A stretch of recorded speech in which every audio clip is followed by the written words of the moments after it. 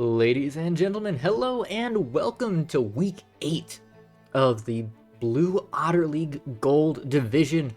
I am your host, Alls, and I will be joined here shortly by Dory K, although he is running just a bit behind. But we have a heck of a match in front of us today. We have Big Duck Entourage, currently undefeated here at the top of the standings, and Revolution Regalia sitting just one match behind them at 6-1.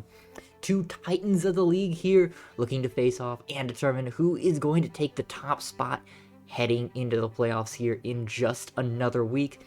That being said, both of these teams have pretty much locked in their spots in the top 2 for playoffs, so there's not much to play for here except for pride, but there's plenty of that on the line. First bands coming across here: Mordekaiser, Misfortune, and Jinx.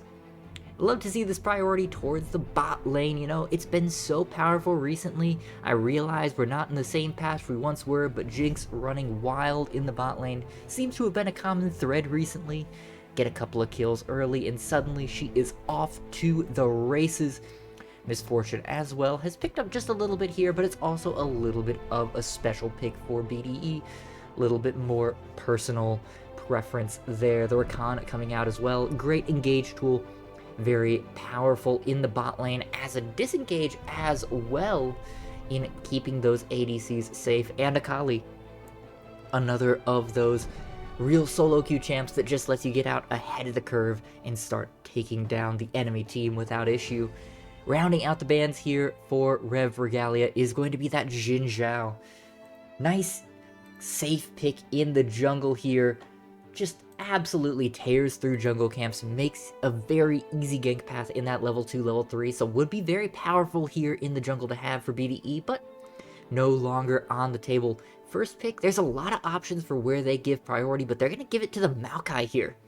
That's a nice flex between that jungle and support, and yes, I know they've nerfed support Maokai. Nobody wants to admit that support Maokai still exists, but folks, he is still there. He is still incredibly powerful in the bot lane. The Twisted Advance, the Bramble Smash, it just does so much to disrupt the bot lane here.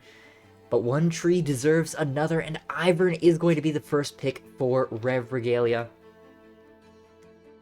A jungler capable of clearing very quickly with those camp resets and triggers, can sweep top to bottom quite rapidly, has some pretty good gank opportunities as well with the Q, and some great vision with the bushes. However, doesn't necessarily have as much combat potential as some of the junglers that are still on the table, so this could be a little bit dangerous if BDE decides to transition that Maokai into the bot lane and go for something a little bit more invade heavy. But we're now seeing the ADCs coming out. Varus for Rev has been incredibly powerful, has been often a response to that Jinx that we were talking about earlier, has a lot of poke ability, and is nice, is flexible, because right now we don't know what BDE is going to be drafting, so it could be the poke Varus going with the lethality, or it could be the on-hit Varus looking towards that team fight. On the other side is Ashe, again a little bit of a flex pick here, could be going in the supportive role, but more likely going to be the ADC. Very powerful, does have some great combat stats, especially with that Ranger's focus, but a lot of the priority is going to be on hitting those ultimates, especially from long range, helping out the mid and top lane before getting out of laning phase. Hui and Diana gonna be the last two picks here to round it out. I mean, Hui's great. He's got great range, he scales very well, but has a very vulnerable early game and not a lot of mobility outside of the Kog'Maw goo, for lack of a better word, so it'll be interesting to see what they pick into that. Given that the Ivern is already picked, it will likely be this Diana. So a nice engaged champ that loves to get on top of the Hui will have a nice easy time in the early game with that. However, will be a lot more dangerous looking into the 15, 20, 30 minute period when the Diana starts to have to actually fight through the Hui's abilities to get on top of the team. Bans in the second phase going to be focused on the top side at first with the Poppy and the Ornn and the Malphite to round out the comp. starting to make me think that perhaps this could be even a Maokai top lane here as the Kayn comes out. At least Rev doesn't think that this is going to be a jungler for BDE. Set, a top laner we haven't seen a whole bunch recently, does have plenty of combat stats, the ability to work as a very effective fighter here in the top lane, and a split pusher with that Q reset, but just hasn't quite been on the top of the meta here. So will be interesting to see what goes into it, as BDE has 2 picks left, has potentially the support, the jungler, and the top lane left to pick. They will go with the Rek'Sai. Again, still not entirely clear what it's going to be, as Rek'Sai has been in the top lane recently. Did get nerfed a little bit. They're trying to pull power away from that passive to make sure that she can't stay camped up there forever. However, in my opinion, they pulled it from the wrong area. They pulled it from the early game, and they really should have been focusing on that mid to late game to try and nerf her down, but Riot does what Riot does. So that could be going up top. And finally, rounding out the comp here with the Neeko. I think that's going to be a Neeko support here, folks, in Maokai jungle, but BDE not pulling any punches with a spicy draft to start us off. That's a lot of engage, that's a lot of team fight, that's a lot of lockdown. But there's going to be tons of pressure here on the Hui to be the major damage dealer in these fights, as Rev rounding out the draft with the Taric takes away a lot of the burst here if those ultimates are timed properly. However, this is gold. That 2.5 second channel time of the Divine Radiance is just so hard to hit perfectly that it will be very difficult for these guys to actually find the angle. I've seen a couple of Tarics recently that have tried quite hard to use that ultimate, but just haven't been able to hit it at the right time.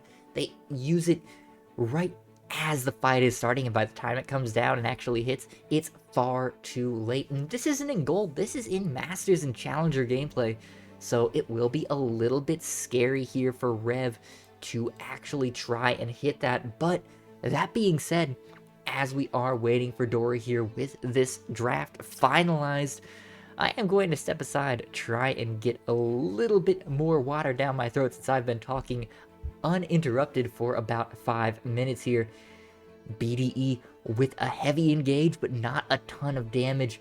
Rev has a whole lot more damage, a whole lot more sustainability in fights, but very reliant on finding that angle with the Iverns, with the Diana, and timing those ultimates with the Taric. Be interesting to see what happens here in team fights when we get onto the Rift right after this break.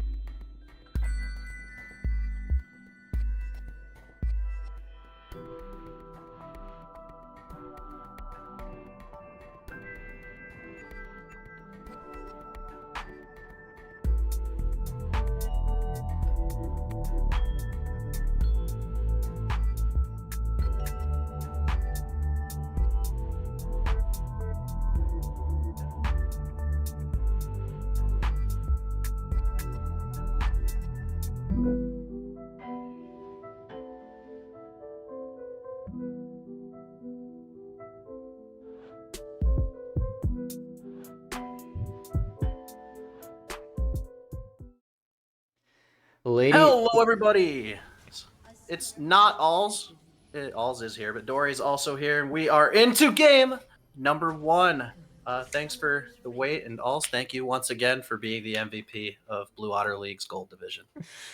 Hey, it's always fun. Someone has to have the pleasure of casting these games with these utterly wild drafts here. So, it's nice to be able to do it every week.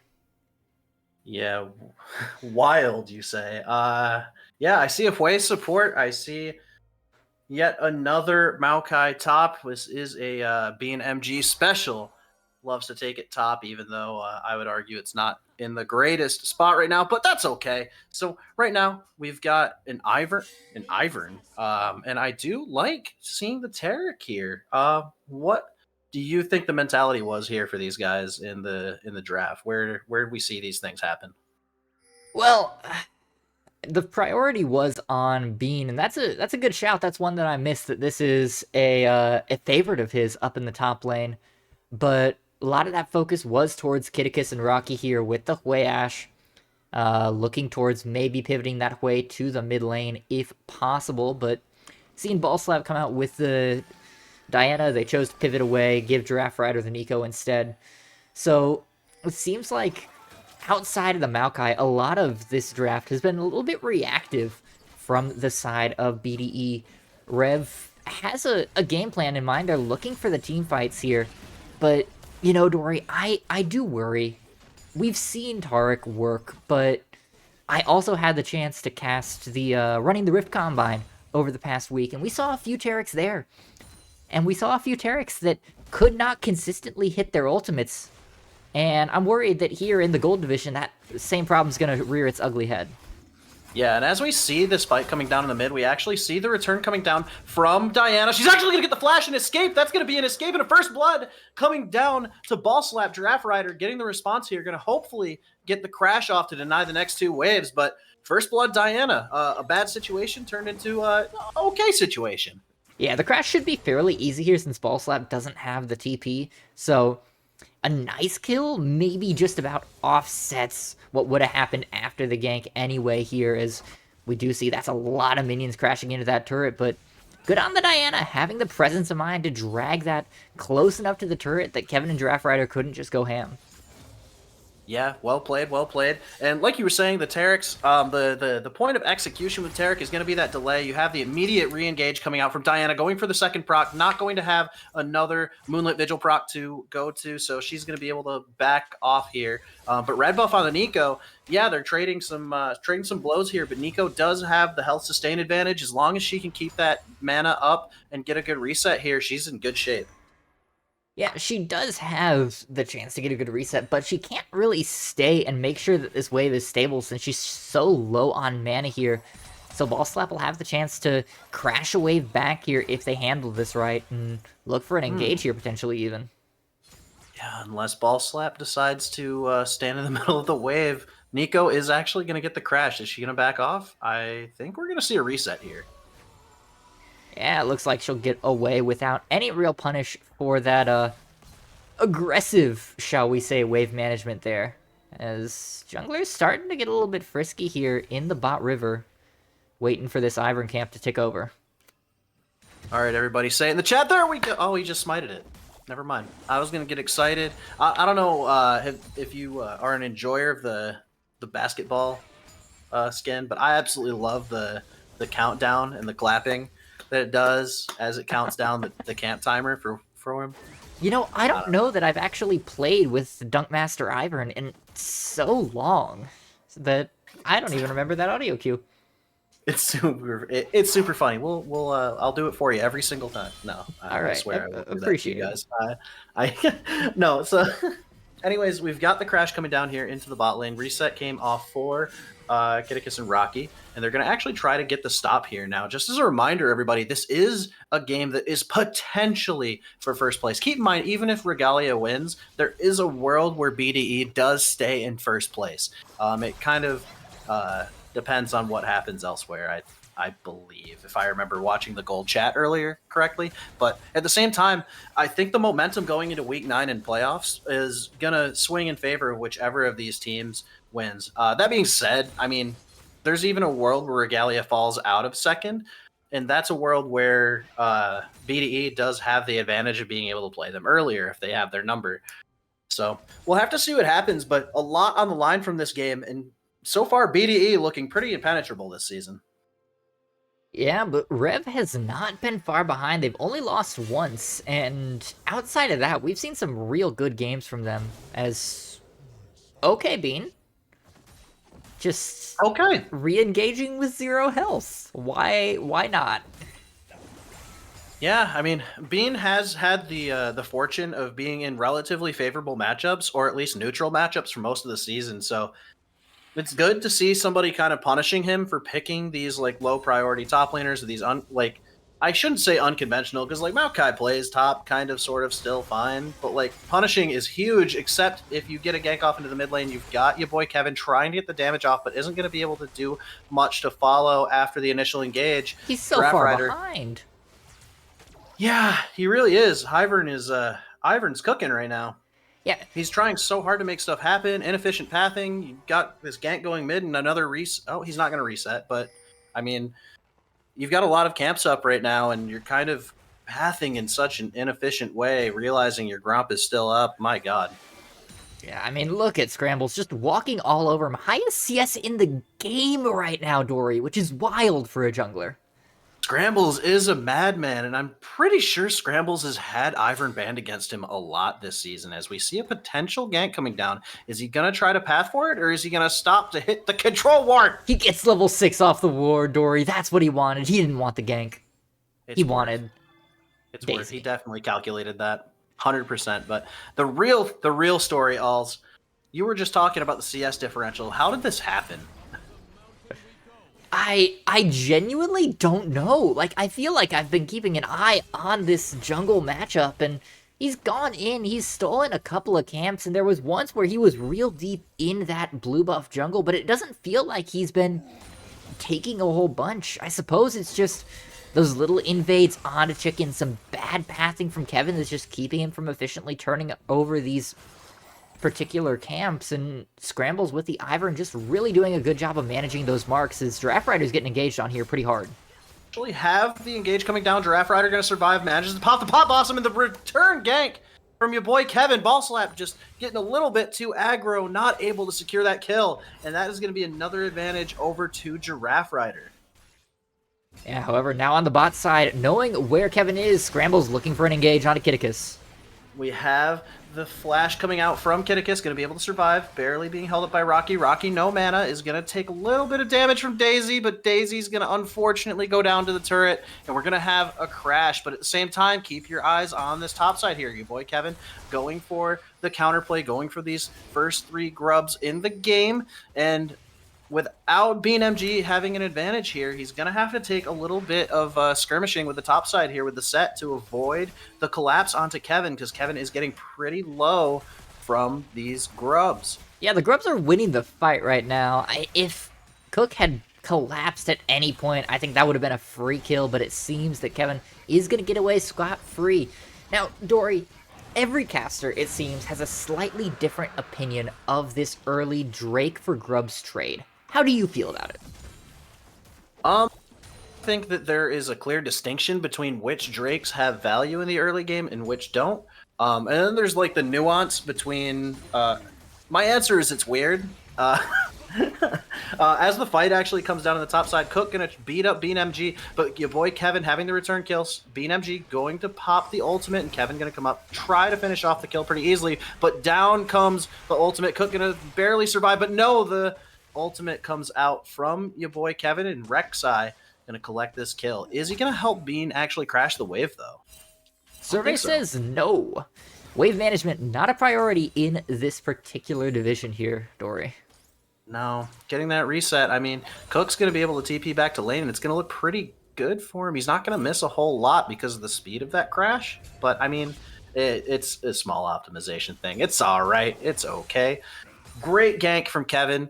Way to get BeanMG back into this lane, but I don't think Set gets any easier to fight.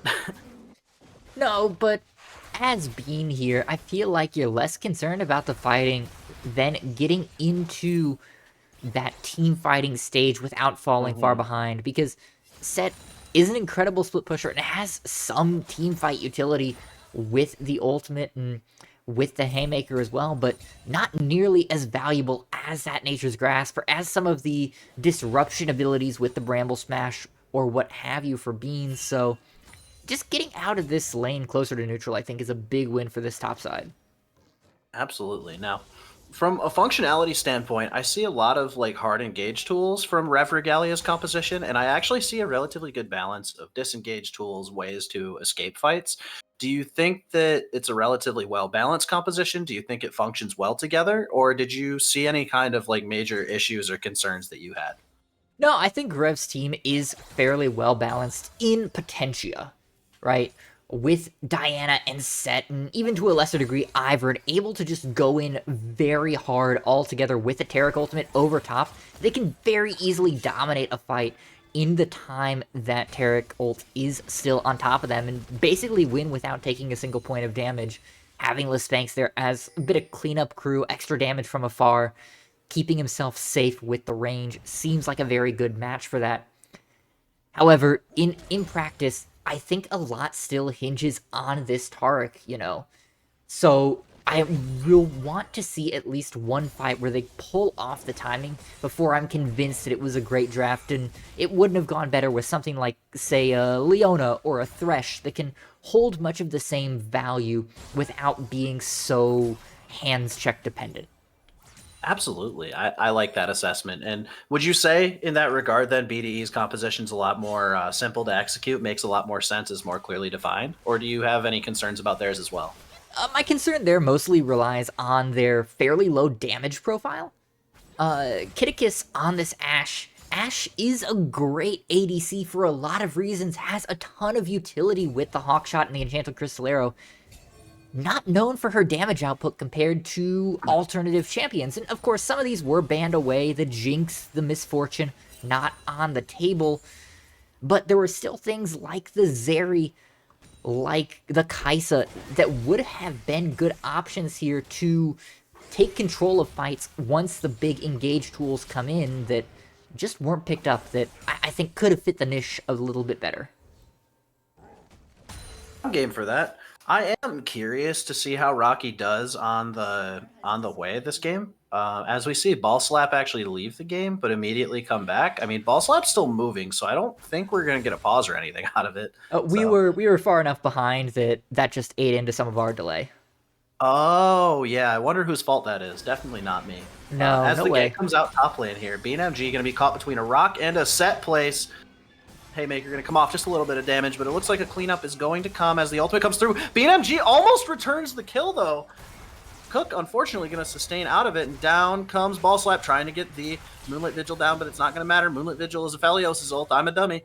But Giraffe Rider going to survive there, layering with your boy Kevin yet again. Incredible mid-jungle duo between Giraffe Rider and your boy Kevin yet again. Yeah, but on that top side, Bean has to be scared of this Ivern, because the moment a bush comes down, he is baked in this top side.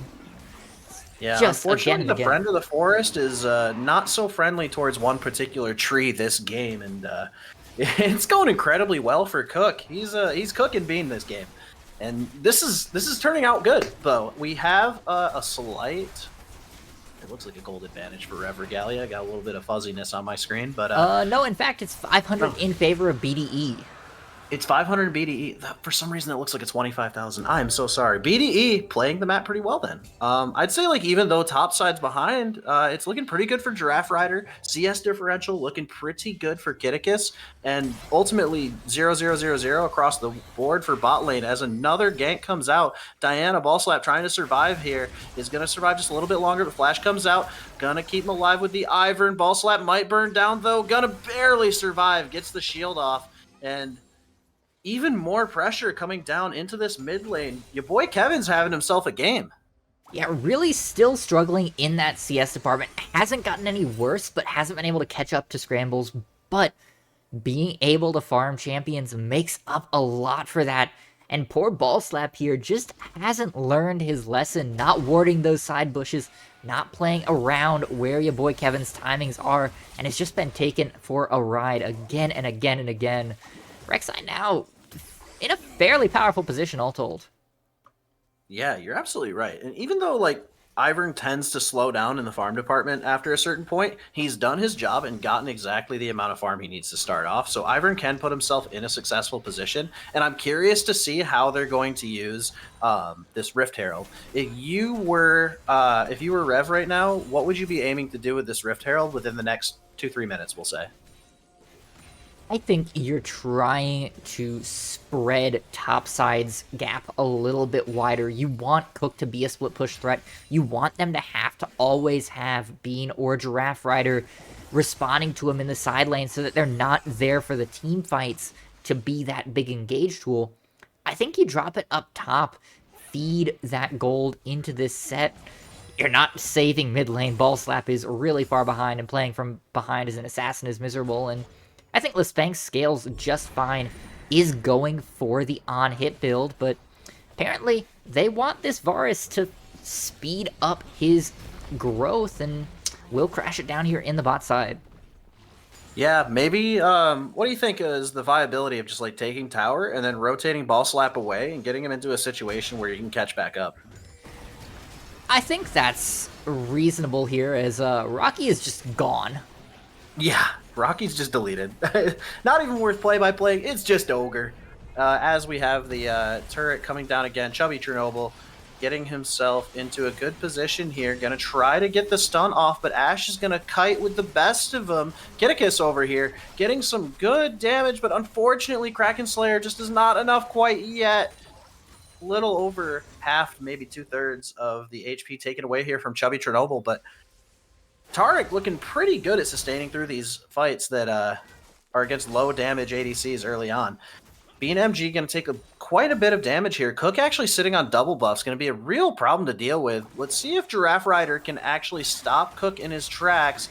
The play is coming down. Pop Blossom going to go. Haymaker actually keeps him alive. The shield going down. Oh, from far away, Giraffe Rider finishes the kill. And that is yet another one. And did that say shutdown? Yes, it did. Cook had a shutdown there with 3 kills on him. Ball Slap looking to pick up a kill of his own. Potentially 2 here, though, as the fighting in the top side just does not end here, Dory. The fist fight going down again. You've got Sunfire Aegis from BNMG. He's going to be able to burn Ball Slap, prevent him from getting any kind of survivability out of that red buff, but unfortunately for Bean, not going to be able to continue that dive. Ball Slap is pretty beefy despite not even having an item completed. It seems like he's able to survive through so much. He's got the sustain from the Taric, and he's got support from the Ivern. You've got double enchanters coming in here, complete full dive. If these guys get onto somebody, they're going to just burn. Yeah, and oh no, Lespang's forced to cleanse as that point-blank Ashe arrow is still enough to take him down to under 400 health here in the mid lane. Chubby Chernobyl, the moment you take your eyes off your ADC, he is gone. Yeah, Chubby Chernobyl making great rotations this game, wouldn't you say? Yeah, absolutely. Has done a very good job of being aware where he's needed on the map. Still waiting for that first Cosmic Radiance. Want to see how that comes down here in likely the next team fight around this Drake in just about 15 seconds. Yeah, fight's going to be unstoppable if he manages to land a really good mid-lane vigil right at the start of a fight. That's gonna cook. As we talk about cooking, Cook going to actually miss the grab here. BNMG going to be forced to walk away. Haymaker going to get just a little tick of damage off to the side there. But you have him twisted advancing onto a minion. All right, no fight coming out here. Giraffe Rider getting support from your boy Kevin, making sure that they can get a bunch of damage to this tower here. Yeah, they're gonna get some, and this split focus doesn't seem to be responded to well by Rev. They don't quite know what they want to do, and it means they're just sitting here in the river looking for really anybody, slowly trying to tick down this Drake, but now they're being collapsed on from both sides. This is a dangerous fight. Yeah, take a look at the engage. The stop goes down. In comes BNMG. He's going to actually get taken down. Kevin, is going to survive. Barely flashes away after the ultimate. Chubby Chernobyl's ult comes down. Down comes Leo. the Diana off to the side, but Giraffe Rider went down off into the abyss, and Ash gonna try to kite it out, only has one item, is gonna be able to survive. They're not going to finish off the kill. Wei does not have the damage from the support position yet to do anything there, and that's gonna be a kill secured for Rev Regalia, and there's gonna be the first Elemental Drake towards Soul. Stacking Elemental Drake towards Soul. Yeah. I did word. 2 Drakes in. That isn't exactly a fast timer here, Dory. Still 30-odd minutes to Soul, but better late than never, as they say. And with that kill now, Cook, 2 full items, has the Hull Breaker already, so as we predicted, kind of settling into that split pusher model here. Gonna be forcing Bean to respond to him at all times up in the top side or wherever he chooses to go.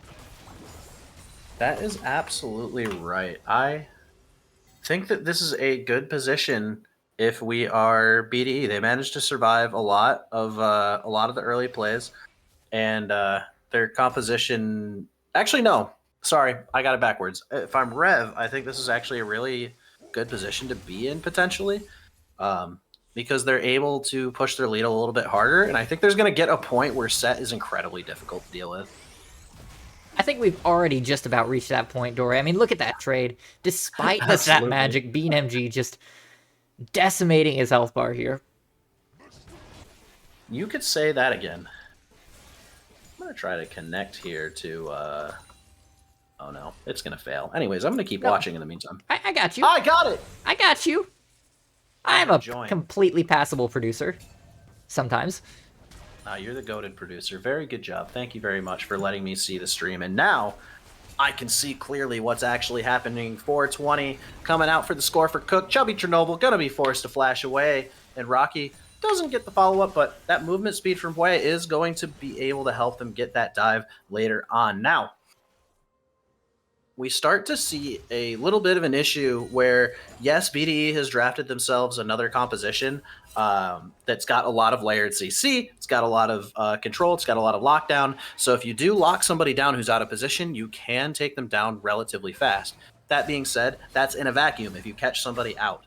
What's really cool, in my opinion, about what Rev has drafted this game is that they have drafted themselves into a position where as long as you keep Chubby Chernobyl in scrambles somewhere, as the engage actually comes down, Giraffe Rider forced to flash away. Diana ultimate coming down, and that's going to be instant burst onto Ash. Rocky going to go down right behind him. Teleport coming out from Bean MG, and he's going to start the ultimate. Here he comes. Choo-choo, everybody, and nothing going to come from it. Giraffe Rider trying to get that Q off, but they're going to be forced to walk away. Scrambles, can he land the Q down? No, going to be go just a little bit wide. Cook off to the side, forcing Giraffe Rider out to become a plant and turn into a blast plant here. But now you have priority over the mid lane coming down for Rev Regalia. Bean MG is a big fat tree and is able to stand in the way, but he's not going to be able to clear the wave particularly well as Giraffe Rider's forced away. You have 2 people trying to defend this mid lane turret now. Ball slap, getting the wave clear that they need in order to get the siege coming out. With a cannon wave, are we going to hit the tower? Ball slap and Spanks are going to start hitting it. You've got the grubs. You've got a grub going down onto the tower, and that's going to finally be a blue turret going down in the mid lane here. Now, what does that do to the state of the waves here? Nothing, because it's going to be equalized the moment anybody breathes on this turret. Yeah, one gentle gust in the wind gonna take this turret down. Now, there it goes. Are there any like overarching stipulations on the game? How does the game change as these outer turrets start to go down as we try to approach this 25-minute point of the game? It really opens up Cook to split push more while taking these outer turrets on the sides, because, you know, early on, when you take that first outer turret, you really have to swap away from whatever lane you're split pushing in. You can't push in when your team doesn't have any vision in the enemy jungle, but now, with that mid turret falling, there's plenty of options for Chubby Chernobyl to push in, and as we can see now, already starting to get some deep vision in, trying to start setting it up for his dual split pushers right now, as Rev is looking for that 1-3-1 to kind of pop off. There's not so much pressure to do so on the side of BDE because they don't really have that split push focus on their team, so the vision is nice, but it's not quite as mandatory as it is for Rev here. All right, and in response, we pretty much have a relatively clear idea of what REV wants to do. They've got a couple options here, and they've got action with set and without set in the team fight. We've got Dragon coming up, though. We see a TP from Set and we see a TP from Giraffe Rider. I can't help but feel like one of those TPs is going to hit like a truck harder, but at the same time, Giraffe Rider is probably the best person to match him right now. Like, I feel like either TP could hit pretty hard on a good flank. Yeah, that is not a good flank, though, for Cook. That is, I am right at the back of my team, and I'm going to be here as part of it. They are now being flanked by Giraffe Rider. This is very dangerous for Rev Dory if a good Pop Blossom can come out. Yeah. It is Giraffe Rider going to walk up, goes in with the W. It's stolen. That's not the real one. The Dragon has been stolen, though, from your boy Kevin. He's going to try to flank out of the way. Giraffe Rider getting the Pop Blossom off just onto one. Scrambles is going to take it. Ball slap on the counter engage. The Spanx getting damage off into the backside, but look at the front of the fight. Cook going to use the ultimate to create separation here. Chubby Chernobyl takes the away ultimate, and your boy Kevin using Rek'Sai ultimate to survive. Going to try to get away with Spanx with the flash. Does proc Bork, and it's going to make enough room for Ball Slap to follow down onto it. Spanx going to follow it up, though. BNMG looking pretty tanky. Ball Slap going to try to finish off Rocky on the backside, but he's not quite going to make it. Rocky just barely survives, and Kitticus and BNMG came out of that full HP. Yeah, it's a little bit low damage, but if fights are as disjointed as they are there, they are able to make these picks, and your boy Kevin is your boy a hero. He managed to get the second Drake to equalize it, and Soul's looking a little later than we even said before. And now down to 36 minutes, and Dory, there are only 5 champions on each team, right? Like, I'm not insane, right? Nah, there's 6. What about Daisy? Yeah, true. But tell me, Yeah, what's why Yeah, are there's 5. why are we fighting on 4 different fronts if we are Rev here? You have 5 members. You don't need to be fighting 4 different battles at the same time. You group up, you have a team that works better when you are deathballing onto a single group of targets. You don't need to be fighting Giraffe Rider with 2 people, your boy Kevin with another. You don't need Ball Slap diving in onto Kitticus and Rocky without any support. You gotta all be in concert, and it seems like they're missing that piece right now in these last couple of team fights. Yeah, you definitely want to see the team with the gold lead, with the win condition here, play a little bit better. Like you said right at the beginning of the fight, Cook did not get a very effective flank off. He just got the teleport in to take the fight, and you were kind of talking about the use of vision. The use of vision in those situations is almost just better to be like, yo, I have a good flank ward, I want to get control of the river, and I want to get myself in a position where I can use my lead. Absolutely. But I'd say, like, even though the fight was disjointed and they could have absolutely played it better, I'd say Giraffe Rider, keep going for those kinds of flanks and just execute it a little bit better with your team. And that's going to be a clean up for BDE. Oh, for sure. Yeah. Right now, both teams look at a little disjointed in how they're playing these fights. Maybe there's nerves getting to them. Maybe they're not comfortable playing these compositions the way that they've practiced, or maybe I'm giving them a little bit too much credit. We'll see how it goes. No, I think playing disjointed is the key for BDE here, actually, Dory.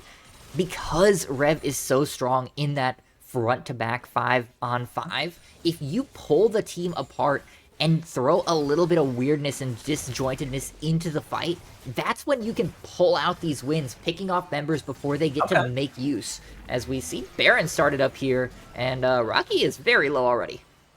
Yeah, Rocky taking a whole bunch of damage from this Baron, and it's going to give Rev the opportunity to walk in, trade vision, get rid of Rek'Sai Tunnel, and we're going to start seeing probably a swap of vision for at least 10-20 seconds, given the elo. I'm actually really proud of these guys. They're rotating back to mid. They're trying to get mid priority and maybe take a look at that timer on Drake, but prioritization of Baron versus Drake, the ultimate going to come out from Spanx. That's going to be down for the Dragon potentially. I'm trying to remember the cooldown of Varys' ultimate at this point. It might be up before Dragon. Just barely be up, about 10 seconds before.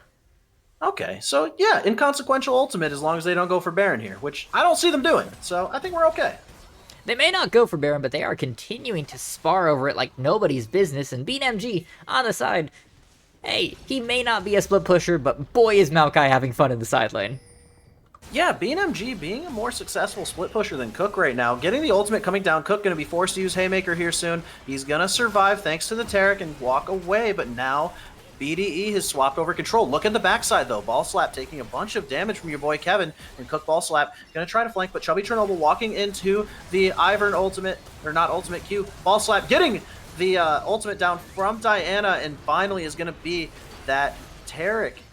Got it off, but nobody's hitting Kitticus here. Come on, Cook, turn around, hit him. Haymaker coming down. Cook going for the cleanse a little bit too late, and it's not going to matter. Turning onto the Baron is Rev, and Bean MG, is he going to continue to play? No, because out comes the set in response. It's going to be your boy Kevin versus the world. Really tanky out here. Another Varus ultimate goes a little bit wide, but it's okay. It scared the player away. Your boy Kevin not able to walk in quite yet. You still got 7,000 HP on the Baron, and it's still going down. Maokai going to get the base off here. Your boy Kevin trying to stop him, though. Is he have the ultimate available? He does not, so he's going to have to walk away, use the Fury to survive. Scramble's keeping it taken, so we're not going to lose aggro on the Baron. 4,000 HP is low. going down.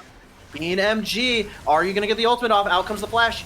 Your boy Kevin not going to secure it, but Baron does go down. Lispanks is still alive, but not for too long. Teleport came down. Scrambles trying to walk away and preserve these Baron buffs. You see Ball Slap escaped. I don't know if Ball Slap's revived quite in time, but we're going to see it here. Yes, he did. Ball Slap has the Baron, and Cook has the Baron in the side lane. If they can sit here, look at them. Okay, watch. They're following here. They're not taking the risk. They're not going for the full engage. They're just trying to stop the bases because as BDE forces mid here, Cook is getting the split push off. Is he going to be able to take the tower? Yes, he. Oh my God, he is. That was before a single minion died, Dory. That was ridiculous.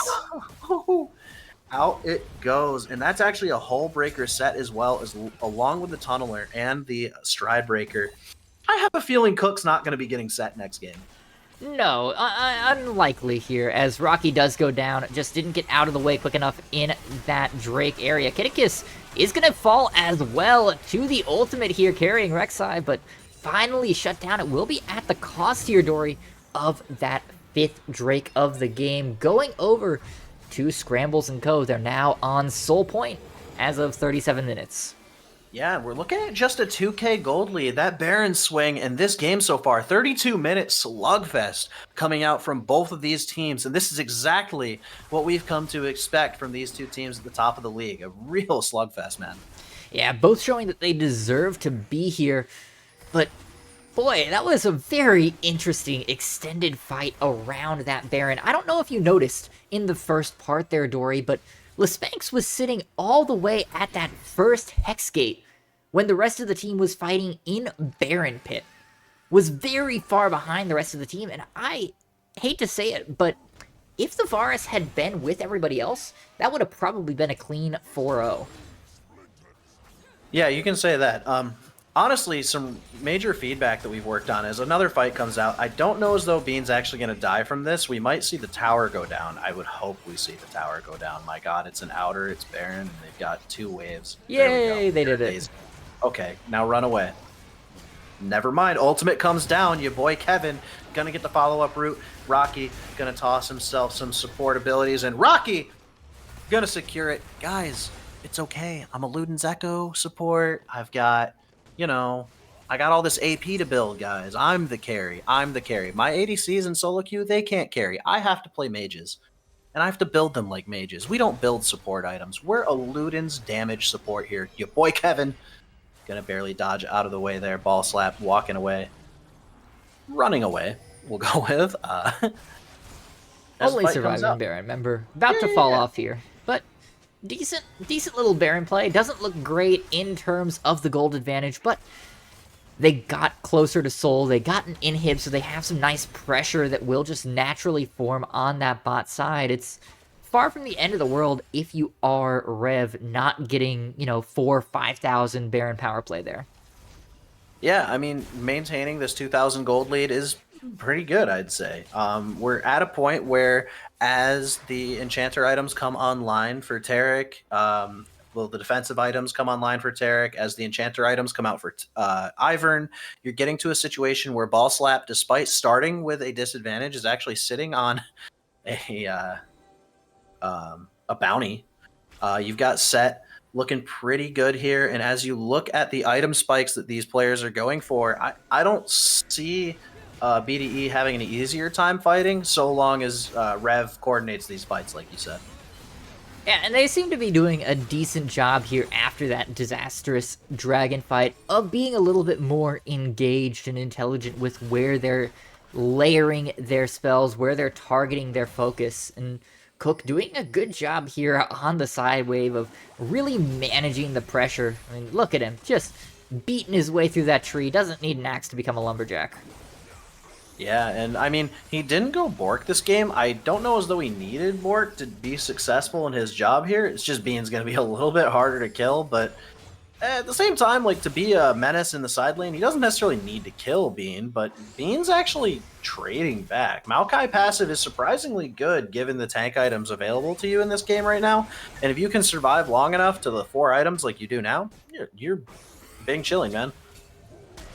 Yeah, nice wet noodle fight there, as on the rest of the map, we're kind of in that respawn waiting zone. Cook now the target. Nature's Grasp coming out. Your boy Kevin is here. Will be cooking the cook, I believe. Buying a lot of time, though, is this set, as he is fairly tanky. Yeah, and Kevin actually missing the Haymaker by popping Rek'Sai ultimate there. Really good as Bean MG goes on a rampage, and Kevin and Bean playing that gank absolutely well, because another set in this world definitely could have made that a massive problem, trying to take that 2v1, but good juggling of set aggro. We're going to call him a minion because he just kept changing focus, and they didn't really give him an option to do otherwise. It was well played. And I'm a little bit surprised and disappointed here in Rev for not forcing the issue on the other side of the map. They had the 4v3 there. They knew that Kevin and Bean were going to be taken care of for a goodly while, but choosing not to engage on the Nico, Ashe, and Wei just feels like a little bit of an unfortunate opportunity, especially with Drake spawning here in 10 seconds. You could have had a great numbers advantage, but instead, they're going to seed this Drake almost certainly, given the state of the river entirely lit up in blue. Now, I'm not super sure of the state of Hextech Soul right now. Oh, it's strong. It's real strong good. now? Alright. That's good to know. Alright.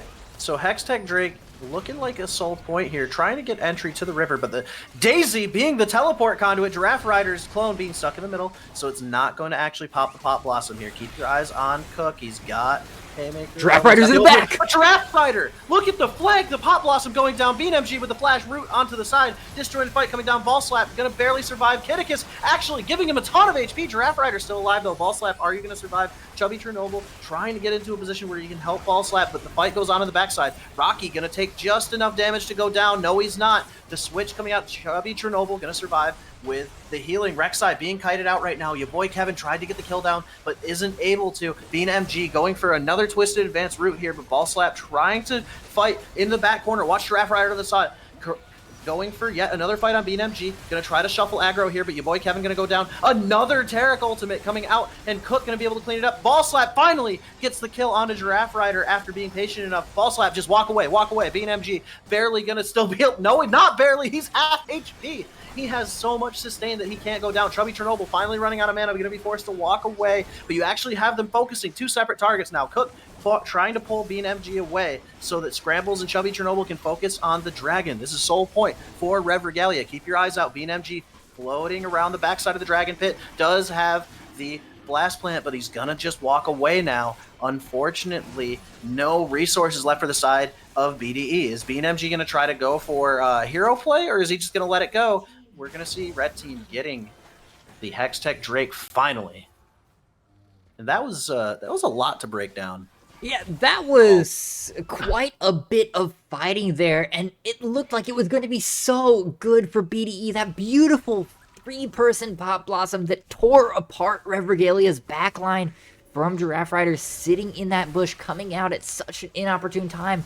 But there was no follow-up because Kevin and Kiticus and Rocky were all focused on the front line. They were focused on Cook and Chubby Chernobyl, who weren't going to die quickly anyway, so nobody was in the back focusing on Ball Slaps and the Spanks. They were able to heal up. They were able to get through onto the Ashe and sow chaos. And Giraffe Rider, after that Pop Blossom, was never able to get back into the fight, just running around on the backside trying to find a way in as Ball Slap zoned him away from the members that were still trying to hold on.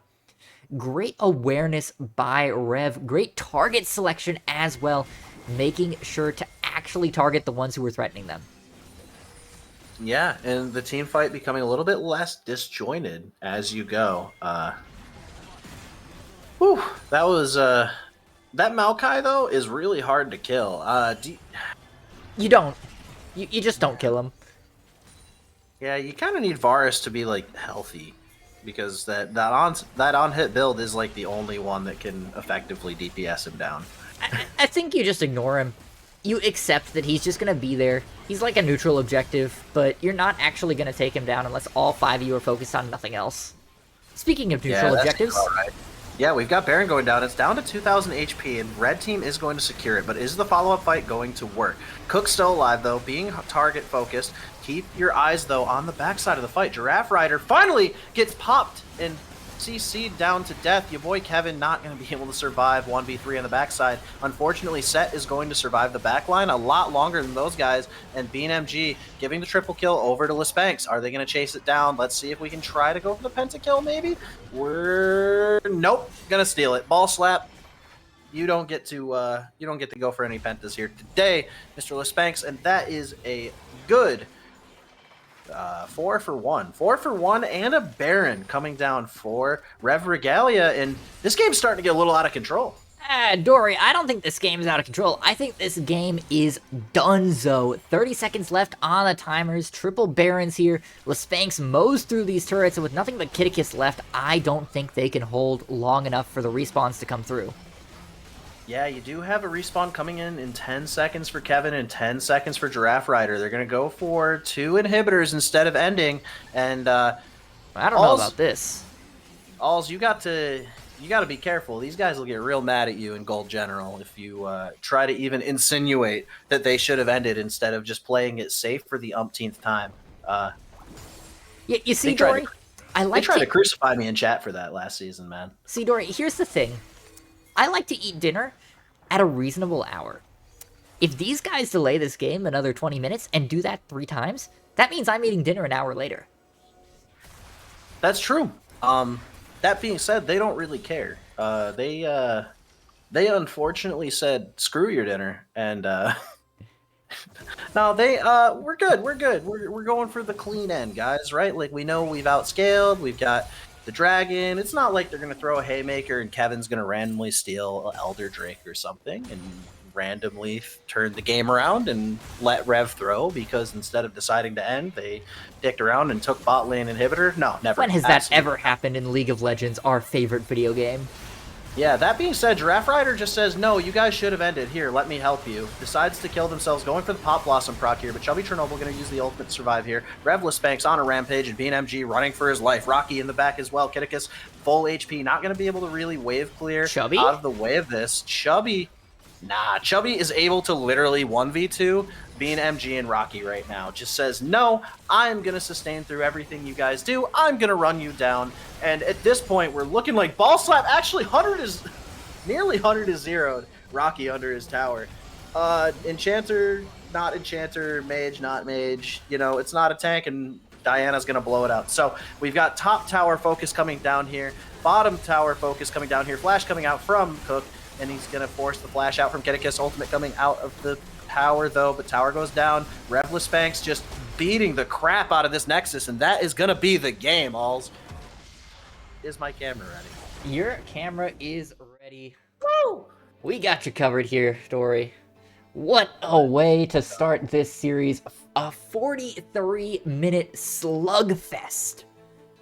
Back and forth we went, but finally in the end, Rev pulls it out. Are you surprised here? Given what we had in draft, given what we were looking at in terms of capability, that Rev took this game. So I had some insider information from chat this week. Somebody was cooking, and I'm pretty content with what they plan to do. I think that BDE has a very clearly defined identity. They're very good at doing what they do. They pick ultimates that are highly impactful. They play around those ultimates. They know how to do it.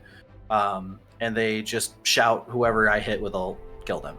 and they're really good at that, and that's fine. However, they have a tendency to pick either low range or low damage compositions, and you pointed it out expertly during the beginning of the game. They do have a really low damage comp, and if they don't successfully catch somebody out of position and blow them up, then they're going to be in trouble.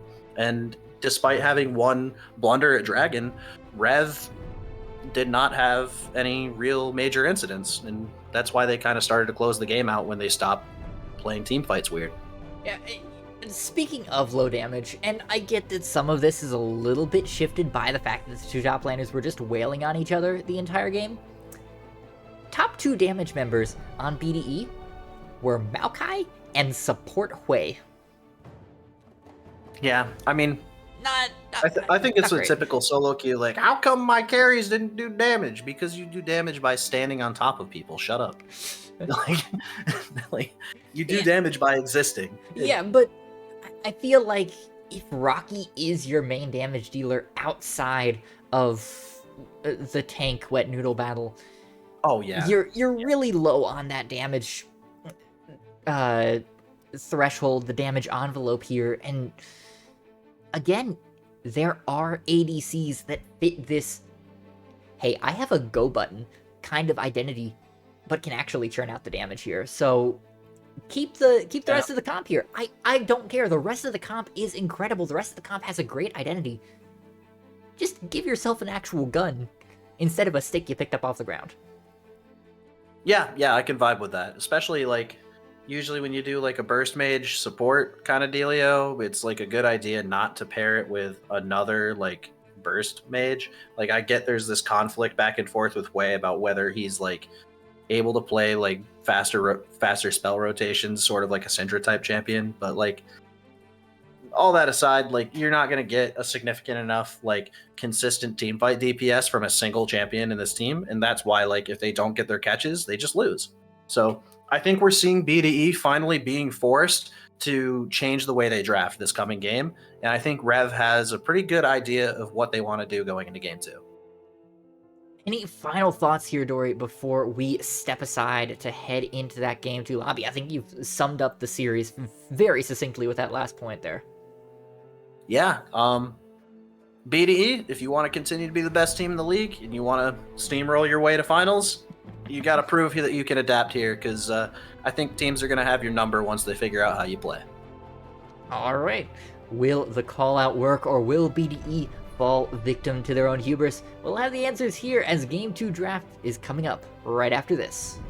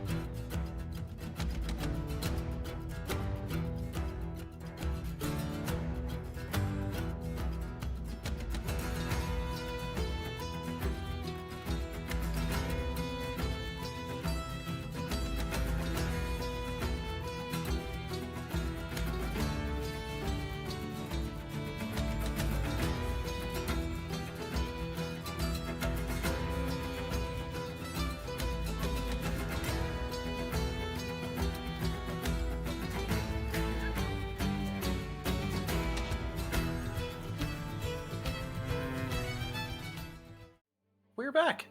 Hello, everybody. They started draft without us. We've got a Rakan ban coming out, and we got a Mordekaiser ban from BDE. How do we see these teams adjusting draft? What do you think they should do? REV doesn't really have anything they need to do. A lot of their problems were mostly in the play department. You know, just cleaning up some of those early fights where they let themselves get pulled apart by BDE.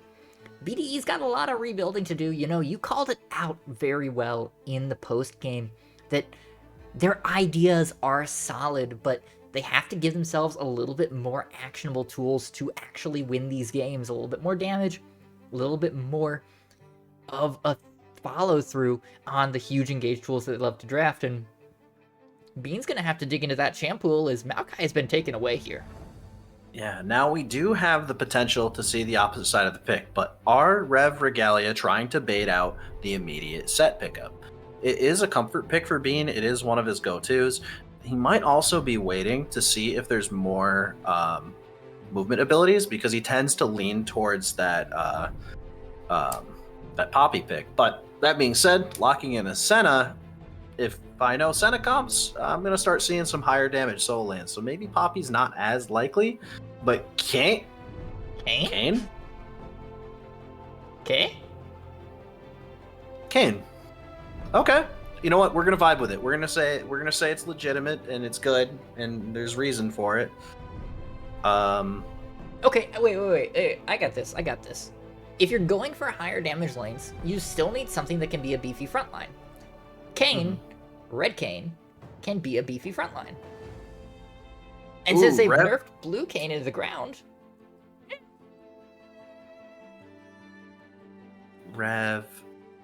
Rev is doing something interesting. They're gonna beat BDE with their own comp. Please tell me they pick a mid laner that, you know, actually does damage, like Syndra or Orianna. Nico. They're gonna beat him with their own comp. Ah, man. Okay, man. Okay, all right. I'm okay with this. I'm okay with this. That would have been the most BM thing ever if they were just like, we're just gonna beat you with your own comp. And there we go. There's the Poppy. There's the default BNMG going top Poppy. I mean, it makes sense. Into the Ari. Sky is blue, water's wet. Bean likes to R3 Poppy. Ban's going to come out, probably going to be focused towards the top side because they're still not sure where that Maokai is going. It could be Maokai Ashe. That's really good lockdown. It's guaranteed lockdown, and it's pretty good into Senna. Honestly, I'm a little concerned about seeing Senna into Maokai, knowing full well that not every team plays Maokai exclusively top. Yeah, I mean, it could be a jungle as well. Maokai jungle still very solid and does a lot of the same things while opening up the possibility for a more standard support. I'm also a little bit concerned that this might not be a fasting Senna, and a non-fasting Senna has been nerfed so far into the ground that she's come out the other side. Yeah. So you can say that again. The fact that they didn't... Tom ban. Yeah, they didn't go ahead and pick that Tom early. I wouldn't be surprised to see it banned away. I mean, Ornn still works as a Senna duo, but I don't like not picking it up in first Rota here. We know Rocky plays it. We know Rocky plays Tom. You gotta ban it. Why are we taking 10 seconds to ban Tom Kench? What are we doing? What are we doing? If Tom Kench doesn't get slammed here, I'm going to eat my microphone. Free Tom Kench and then high damage mid laner. You see Ari, you could just pick Cassiopeia and you're good. Just R5 Cassiopeia. Pick Tom, R5 Cassio. I'm pretty sure their mid plays it. Their mid plays it, right? Should do. Pretty sure he plays it.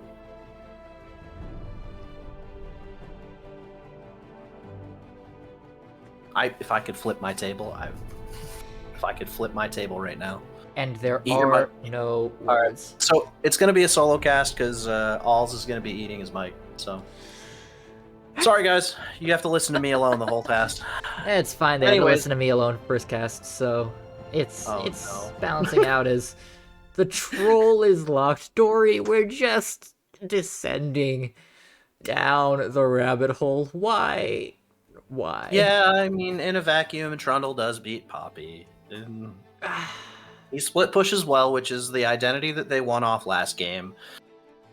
This is good follow-up for Ash Maokai. I'm actually kind of a fan of this. I do think Nocturne Ari has a lot of burst potential mid lane, but I'm also concerned that they're able to do a pick to stop Ari Nocturne.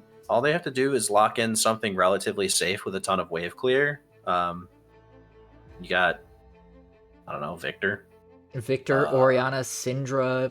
I think the Casio would still be fine because that miasma is so powerful as a lockdown tool. But no, they're going for Vigar because sure, Okay. it's high damage. Technically, I'll take that as a win. Really high burst. Really high burst. Yeah, burst is marginally more viable this game because you know what? Yeah, I'm a big fan of Rev's comp again. Yeah. I like Rev's comp more. It's tough because this is one of those series, and it's rare, but it's one of those series where I almost want it to go to 3 games just so that I can continue to see the chaos. I want to like BDE's comp. It's got so many fun elements with the Kayn, with the Poppy, with the Vigar, but into what Rev has. Okay, you take out the Ashe. Cool, Trundle and Nocturne still exist. You take out the Ahri. Alright, well, they're a little bit low on magic damage, but Trundle still just eats through you. You take out the Nocturne. Cool, Trundle still exists. You take out the Trundle. Hey, Trundle just tanked that Primordial Burst. What are you going to do now? Yeah, I mean, Nautilus is kind of a, Nautilus support, kind of a faux tank, right? He's never going to get hyper tanky. And then Poppy, you're just going to press subjugate. There's whatever Trundle ultimate is. I think it is, yeah. Yeah, you're not really put into a good position. You're very reliant on Kayn, which, granted, we're going to give credit to Kayn. Kayn could just go blue. It's been buffed a bunch, quietly. It's a solo queue thing, but we're IBSG. So, I mean, it's okay. They've been succeeding off of the merit of playing Chaos, so maybe Chaos is the answer. Go for blue Kayn and try to remove Ashe from the game, and then play front to back. With what DPS? So, look, we just wait for 45 minutes and Senna can auto attack from halfway across the map. That's your DPS. Yeah. Maybe, I mean, we see Nautilus. Maybe it's farming Senna. She's going crit.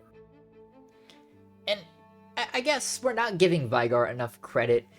Yeah. The Primordial Burst is kind of what you think of the champion for, but Dark Matter into that mid and late game has a negligible cooldown and does an enormous amount of damage. You've seen Vigar's solo killing those neutral objectives after he gets 200, 300, 400 stacks.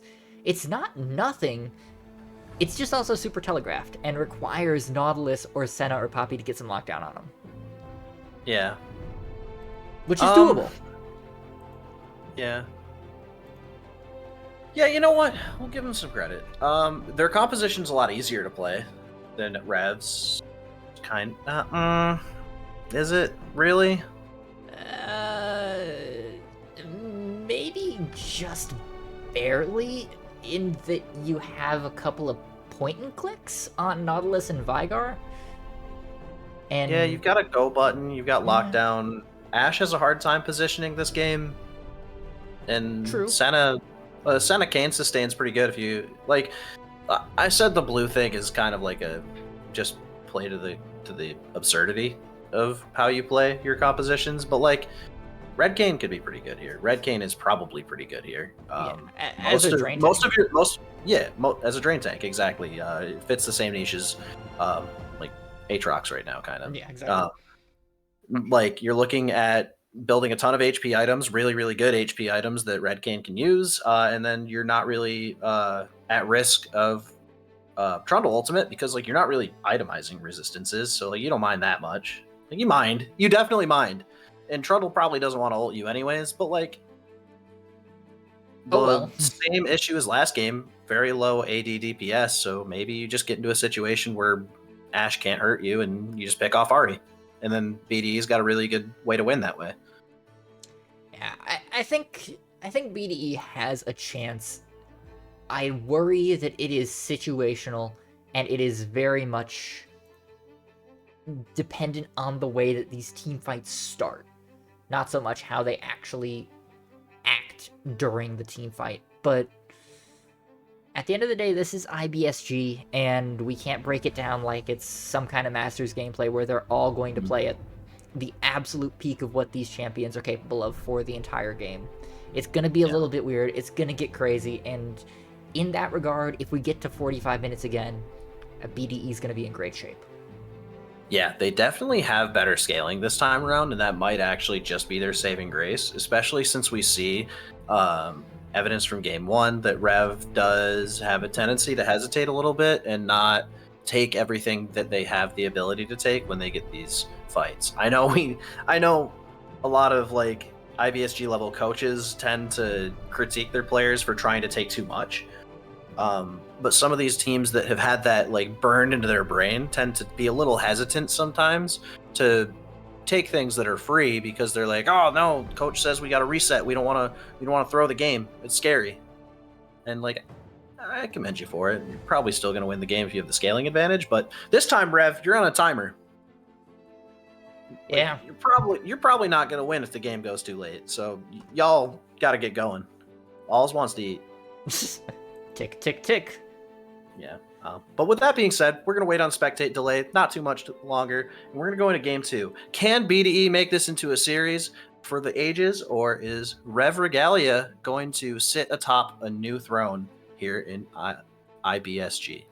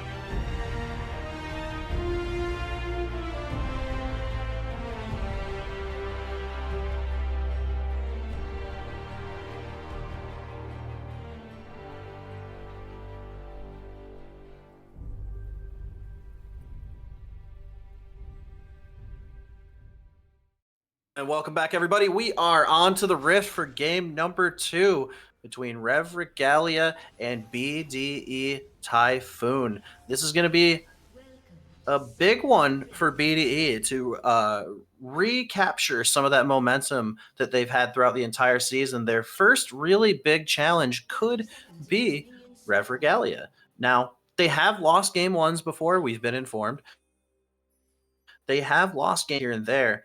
And to be honest, that game wasn't overly convincing until later. So there is a world where BDE gets their shit together and definitely wins this game in a relatively clean way. Yeah, the counterpoint to that is the game got cleaner as it went later. And as you get later into the game, you get into the kind of chaos that favors a team that thrives on separating the enemy. So for Rev to have buckled down and read BDE so well, I think speaks volumes to me. And if I'm the Rev coach, I'm expecting them to very easily just take advantage of those mistakes and tear through, as Cook going in hard here, popping the Ghost even, looking onto Bean. And he gets the slow off with the Q. Is he going to get the final hit? And he is able to secure first blood.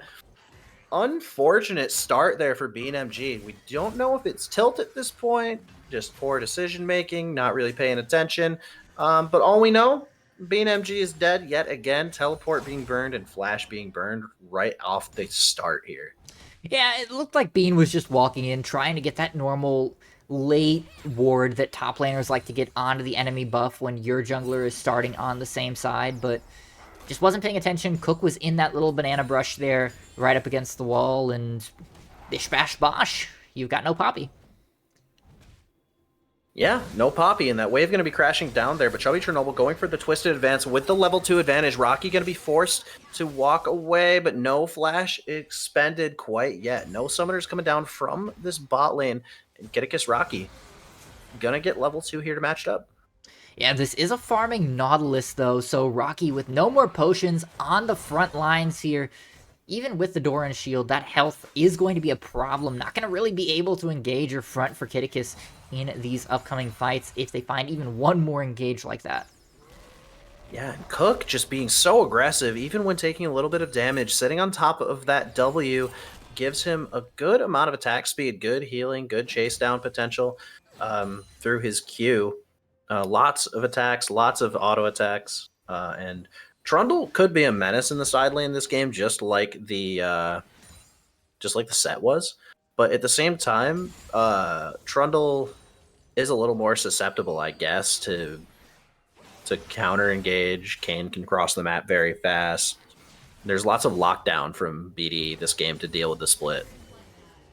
Yeah, there's lockdown, but same as in game 1, who do you want to leave your team? You can't really put Giraffe Rider out, as he's kind of your only consistent damage, and if you take Bean MG out of the front line of the fight, then suddenly Ball Slap can just delete Kiddicus and even Giraffe Rider from the back line before they even have the chance to click their buttons.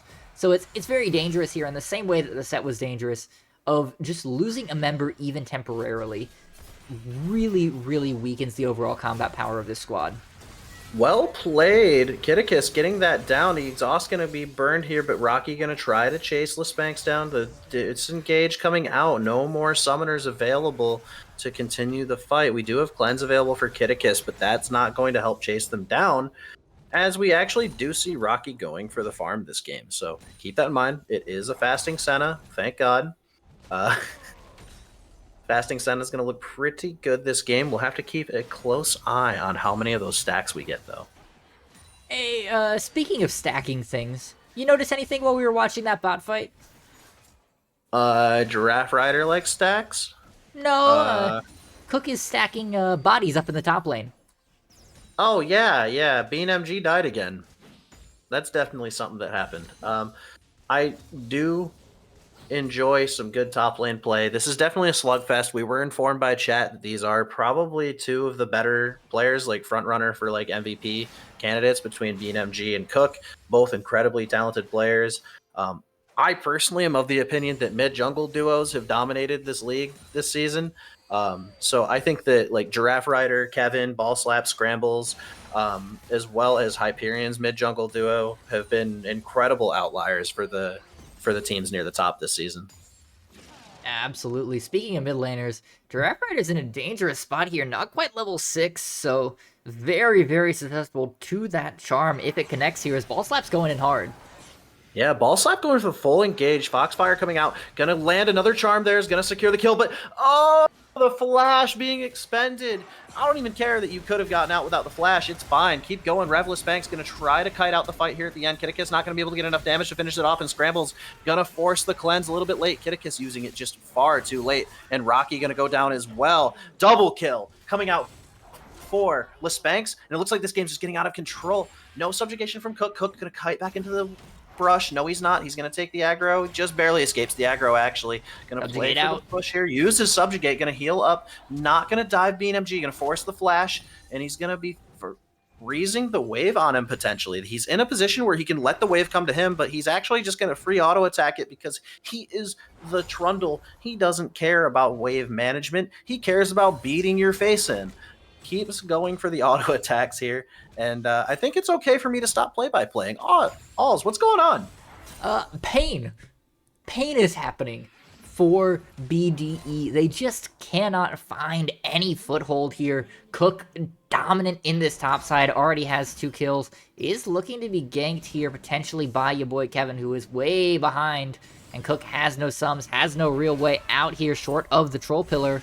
We'll at least get something back here. A nice shutdown onto the Poppy, so that's something, but bot side falling apart rapidly as a great gank by Scrambles even before that level 6. That's not something you see with Nocturnes. They like to farm up right to that ultimate, and then they go. But this first gank coming out even earlier is a great look for the jungler, and you called it. These junglers love to have that early move, love to be real impactful in these IBSG games, and Ball Slap in the mid lane showing his stuff as well. It's just a party for Rev all across the map. Yeah, really good Foxfire placement from Ahri this game so far, with the ultimate coming down from Scrambles to get access to Kitticus. Yet again, Rocky gonna be walking away, but he is stuck by Tree. Tree gonna kite him out. Chubby Chernobyl getting a couple hits here, gonna get another twisted advance to finish off the double kill. And that is a 2-0-2 with a nearly 10 CS lead Nocturne at 8 minutes, Alls. Yeah, this is truly disastrous, and I mentioned just a moment ago that first ultimate gank from the Nocturne. Absolutely beautiful, picking up 2 more kills.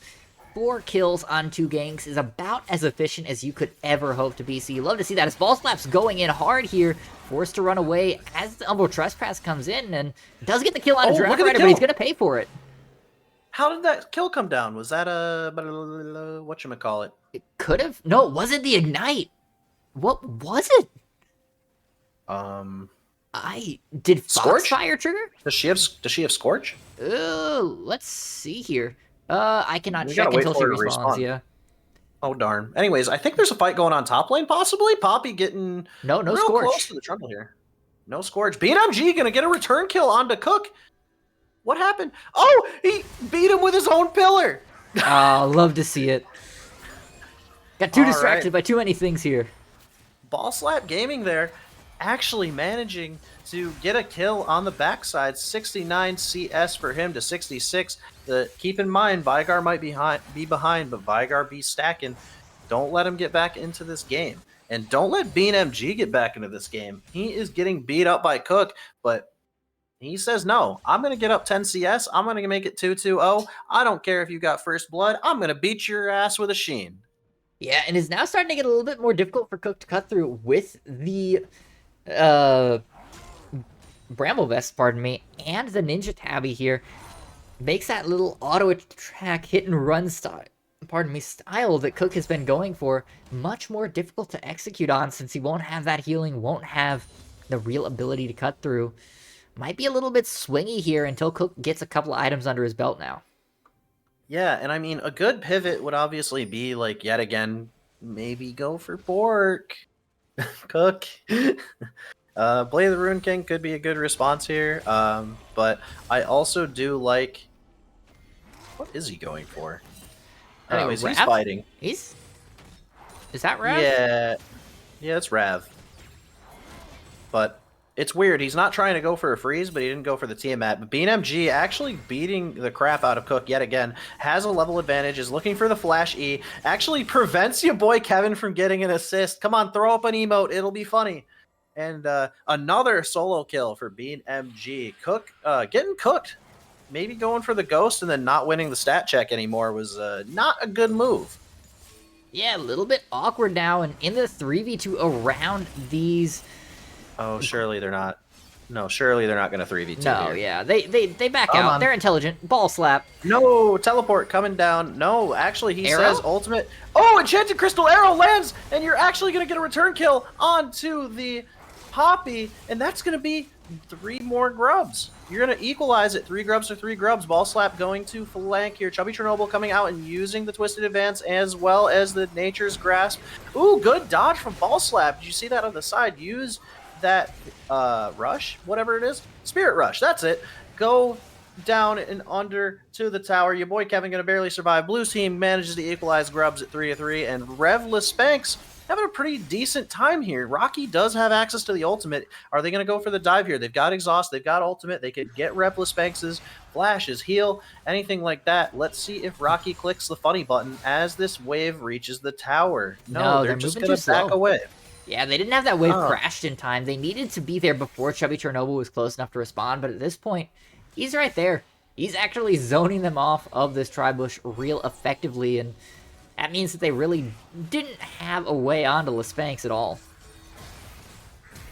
And here we are in a rough situation. The depth charge coming down, not going to get anything out of it. Actually, he is going to get something out of it. Goes for the flash, the exhaust coming down, and the whatever the hell Kitticus's ultimate is called goes down. Bean MG does have teleport access, so Bean bullying Cook off the tower here is going to get yet another tower plate, but now Bean has the ability to teleport if they try to contest. This is BDE getting themselves into a position to slow the game down and create that late game that we were worried about for Rev. Yeah, they've equalized the Drakes at 1-1 now. They're looking to get pressure on the top side. It's all falling apart for Rev after an early game that we thought was, if not insurmountable, then at least very, very difficult to climb over here. Yeah, BDE showing some pretty good mental fortitude here. Might be exactly why they're at the top of the table right now. Still undefeated in series. Definitely have lost some games, and we've proven they can bleed, but can we prove they can lose an entire series? Battle down, war still to come. Yeah, Scrambles has that second Paranoia up. I'm waiting for it to come out. We need another great gank from the Nocturne here. Maybe in this mid lane, push Giraffe Rider even further down. Currently at 0-3-2. Has the Shirelias, but only at 100 stacks is not exactly going about it at lightning speed here. Will still be scary eventually, but there's a nice window.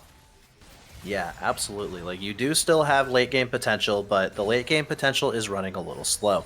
Your boy Kevin has not yet evolved, correct? Yeah, he's still base cane.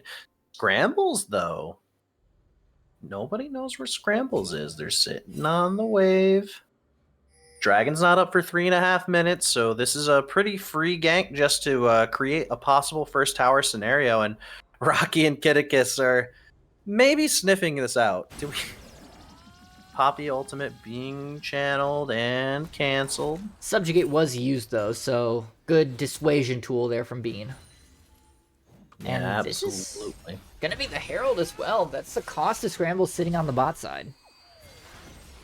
Yeah, Scrambles, I don't know how they know, but they are going to go for this play here in the bot side. Bot lane, I mean, the bot lane from Rev didn't show, so it's possible that BDE was very well aware, given how long it took them to get back.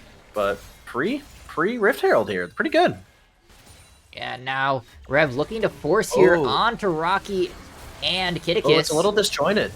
It's definitely disjointed. The ultimate comes down, but Lespank's going to barely survive here. Chubby Chernobyl...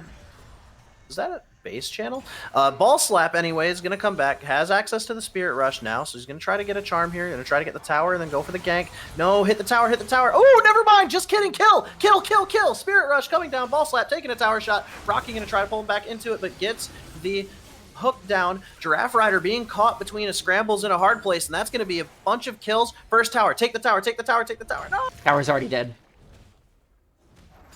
Tower's alive. No. Top tower is already dead. It's not first tower. Oh, it's not first tower.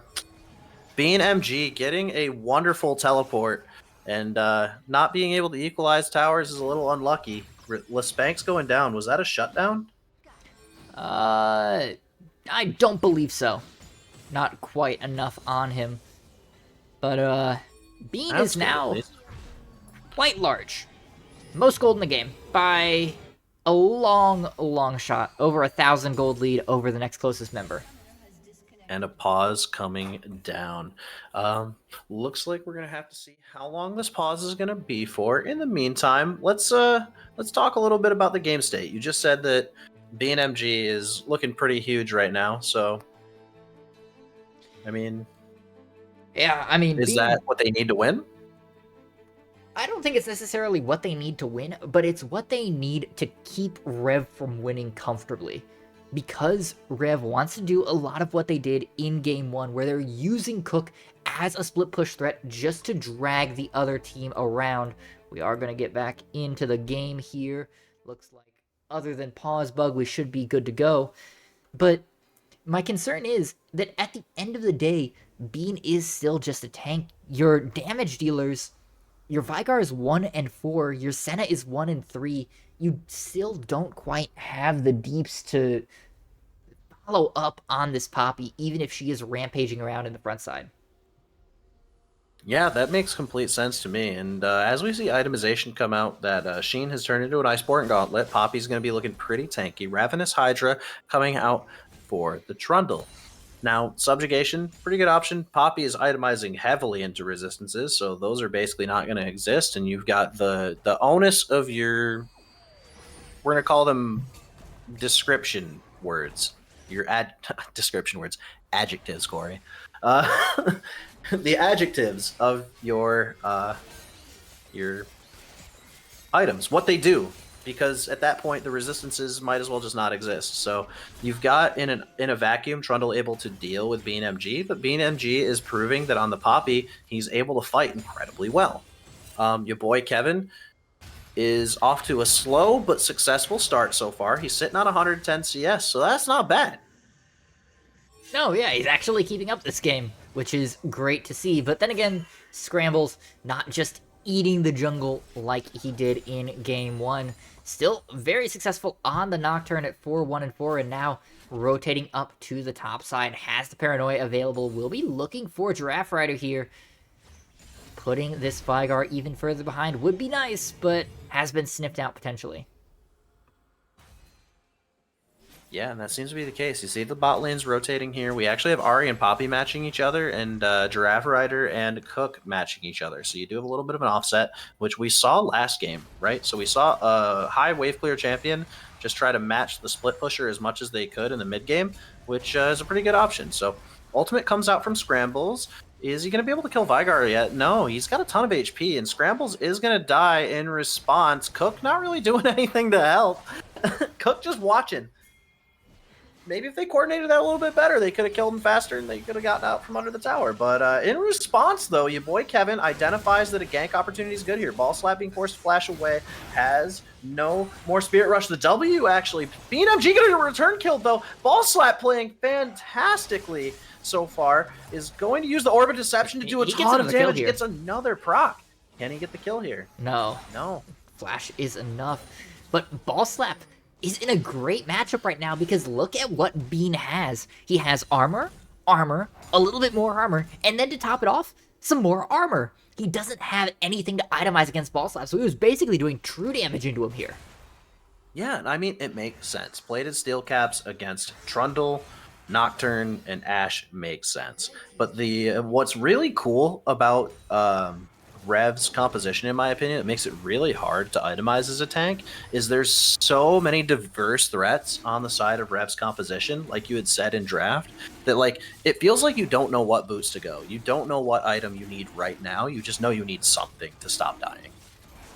Yeah, absolutely. I mean, I feel like Merc Treads is real safe in this game anyway because of the number of CC abilities coming out.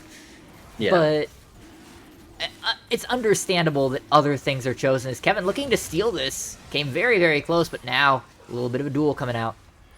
As the Enchanted Crystal Arrow comes out in response, they're just going to walk away. No, Scrambles has been told, no, go back in, what are you doing? And Kevin going to walk away. So, Enchanted Crystal Arrow burned, but Ashe cooldown. And Ashe has Heartbound X, has probably CDR built into her runes. Yeah, that's a minute arrow. Maybe. Yeah, It's it's a it's minute not too arrow. bad. We're good. We're good. We're good. And It's gonna be back in time. You got 4.5 minutes before anything. I don't see a 20-minute Baron happening for either of these comps, so you're gonna be good. no, but it is alive here, so it is something these teams can at least consider looking at to play around. In some capacity, perhaps. Yeah, absolutely. Yeah, absolutely. Definitely. I've seen crazier things happen in these games. And, I mean, let's be real. Rev has a real good Baron take. Between Trundle, Nocturne, and Ashe, it can shred through a single target health bar. Oh, I'm not a Kayn aficionado. Should Kayn be evolved by now? Yes. Unless he got the wrong kind of mark for what he wants, Kayn should be evolved. Okay, maybe he got blue and wants red, or vice versa. He is sitting on blue, it looks like. All right. That is what that looks is? like he's waiting Yes. for red. All right. Probably ganked Ari one too many times. Yeah. And not super successfully, given that Ball Slap has only died once. But, you know, it's the count that counts. Absolutely. That being said, Cook situation's happening. Does the Cook situation ever get better for BDE? It gets better if Bean starts responding to him, because Bean just slaps him around like nobody's business. Giraffe Rider is going to be fine with it insofar as he's going to be getting stacks, currently sitting at just shy of 200, sitting at about 400 AP, and has the Rabadons now, so will start to chunk in future fights, but I think Trundle just kind of heals up past whatever Vygar does and doesn't particularly care in the side lane. So it keeps Giraffe Rider locked down. It means he's not there for poke duty or for event horizon duty to kind of lock off potential avenues of engagement. So it's a little bit awkward for BDE if they have to fight away from this top side where Cook is. Yeah, that makes sense to me. And yet they are still going to insist on doing it the other way. Lane assignments. We see 2 teleports actually from the side of BDE. It looks like they're just hunkering down and waiting for something to happen. But at this point, keep an eye on where Chubby Chernobyl goes, because I think choking out a quadrant of the map is definitely Rev's next plan in order to press this lead a little harder. Now, they do have a 2,000 gold lead more than they had at this point last game. But last game, again, went like 40 minutes, right? Yeah, it sure did. You think that 2,000 gold difference is going to make enough to close faster before Vygar can hit the funny button? It could if they try something like pushing this Baron. Yeah, I mean, he's got a fully stacked tier, he's got a completed Rabbit Abbit Ding Dongs, and he's got Shirelia's Battle Thong, so I don't know how much damage that does. I'm not a Vygar guy, so... With 500 AP, you do numbers regardless of what items you have. But he's also dead, so it doesn't matter. R.I.P. And he's dead. Goodbye, Vygar. Rocky walking up, getting the exhaust into the hook in response. Down goes the depth charge, and the flash coming out from Lispank's going to be able to survive here. Return Enchanted Crystal Arrow as Ball Slap flanks onto the fight here, and that's going to be a dead Kevin. No, it's not. He actually got the Umbral Trespass, but never mind. He actually dies. Rocky going to be forced to flash out, dies to the burn, and Ari gets a double kill. Down comes the teleport. Cook and Bean MG both teleporting in, is going to just barely miss. Gets the Subjugate down, but isn't going to have the damage to finish it off there. That's going to be an instant Baron coming out from Rev Regalia. And we're starting to look like the cracks are showing in BDE's composure. They're able to bleed. And Rev Regalia going to try to put a nail in this game, but only one person gets hit away by the Poppy ultimate. So are they going to try to re-engage? No, they're not, and that's for good reason.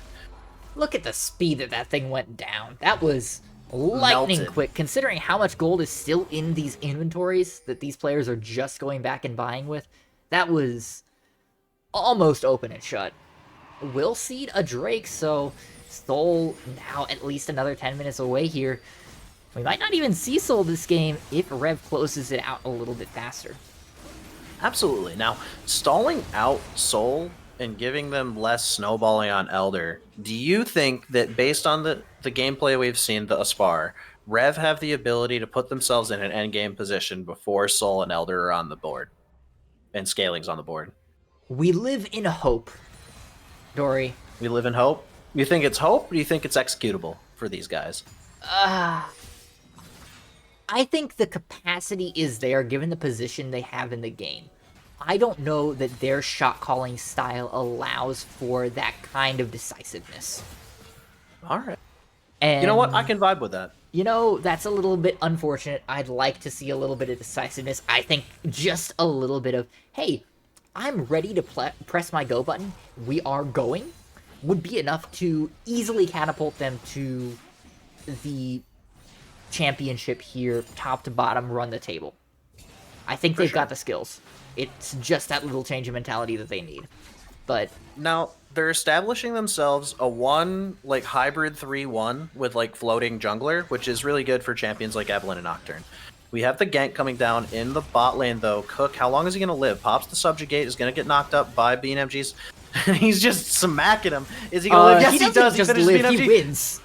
He's gonna just get a double kill here. Umbral Trespass comes out. No, he doesn't. Your boy Kevin does manage to survive, and whew, that's gonna be shut down a little bit. Now they do still have 1-3, 1-3, yeah, 1-3, and the ultimate coming down here though.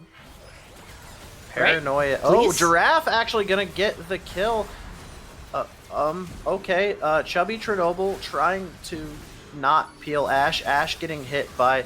This is a dive of all time, guys. Very well played from BDE, taking the dive of all time and taking this gift on a silver platter that they've been given. That's going to be every Baron down from Rev Regalia, and they might be getting a little too cocky here. Yeah, that was a Bronze Scrapes moment there, Dory. Just a little bit overextended, a little bit not paying attention to cooldowns, a little bit of, what in the world were you thinking, guys? As they go into the base, they have no base gates open, just baffling calls all the way around, and it results in an ace with Baron buff on you all.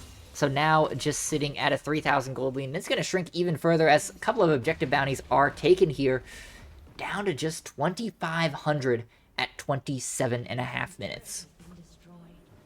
Yeah, and I mean, unfortunately for Rev, Giraffe Rider has a relatively low cooldown on the baby cage, and the baby cage caught the crying babies and put them to bed one at a time.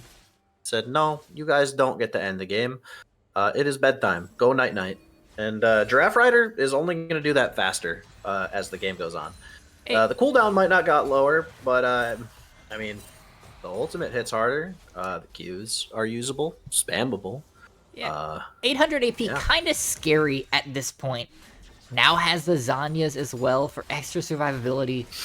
This is the point that Rev had to have been afraid of, and what they had to have been trying to avoid was this scaling point where the enemy team actually got their legs under them, and boy, they're starting to kick with a vengeance. Yeah, they are. And I mean, this is exactly what you didn't want to do as Rev Regalia, right? They had themselves set up, and I was literally about to ask you how you felt they were dealing with lane assignments when they just decided, instead of using their Baron to execute on those lane assignments to guarantee they got the last inner, they just decided to lose the game. Yeah, look, I'm exaggerating, but they just assigned all of their lanes to the graveyard. It's like Magic the Gathering, except without any conceivable purpose to it. Isn't there a Yu-Gi-Oh deck that does that? Something like, there gotta be like a zombie thing, right? I don't know. I haven't played Yu-Gi-Oh. I'm like 30. There's a graveyard deck in every card game, I swear.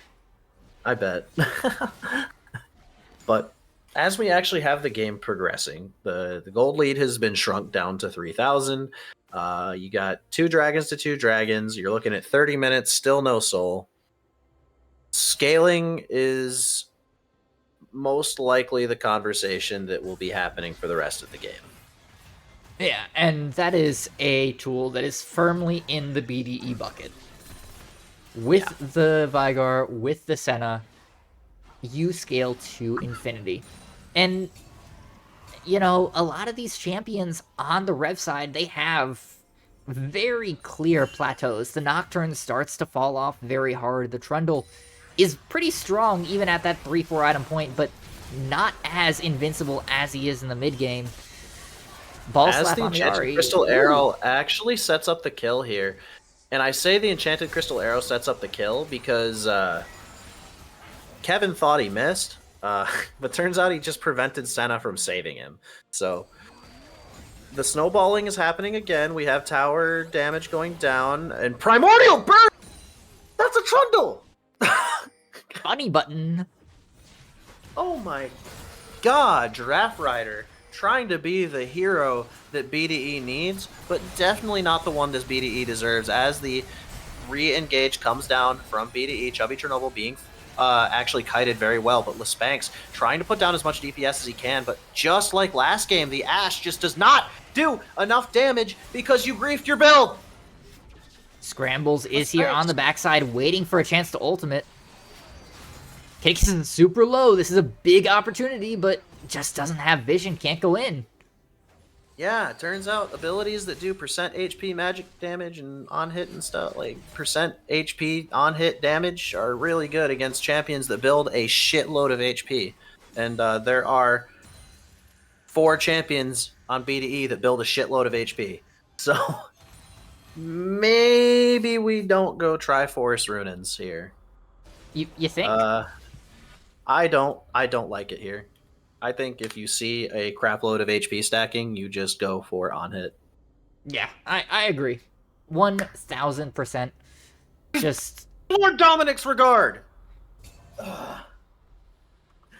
Lespanx, you're a very good player, but you build like crap. look, at some point, you have to start just recommending that these players pull up u.gg on their second monitors and being like, hey, how do I build like I don't have a crayon lodged in my skull?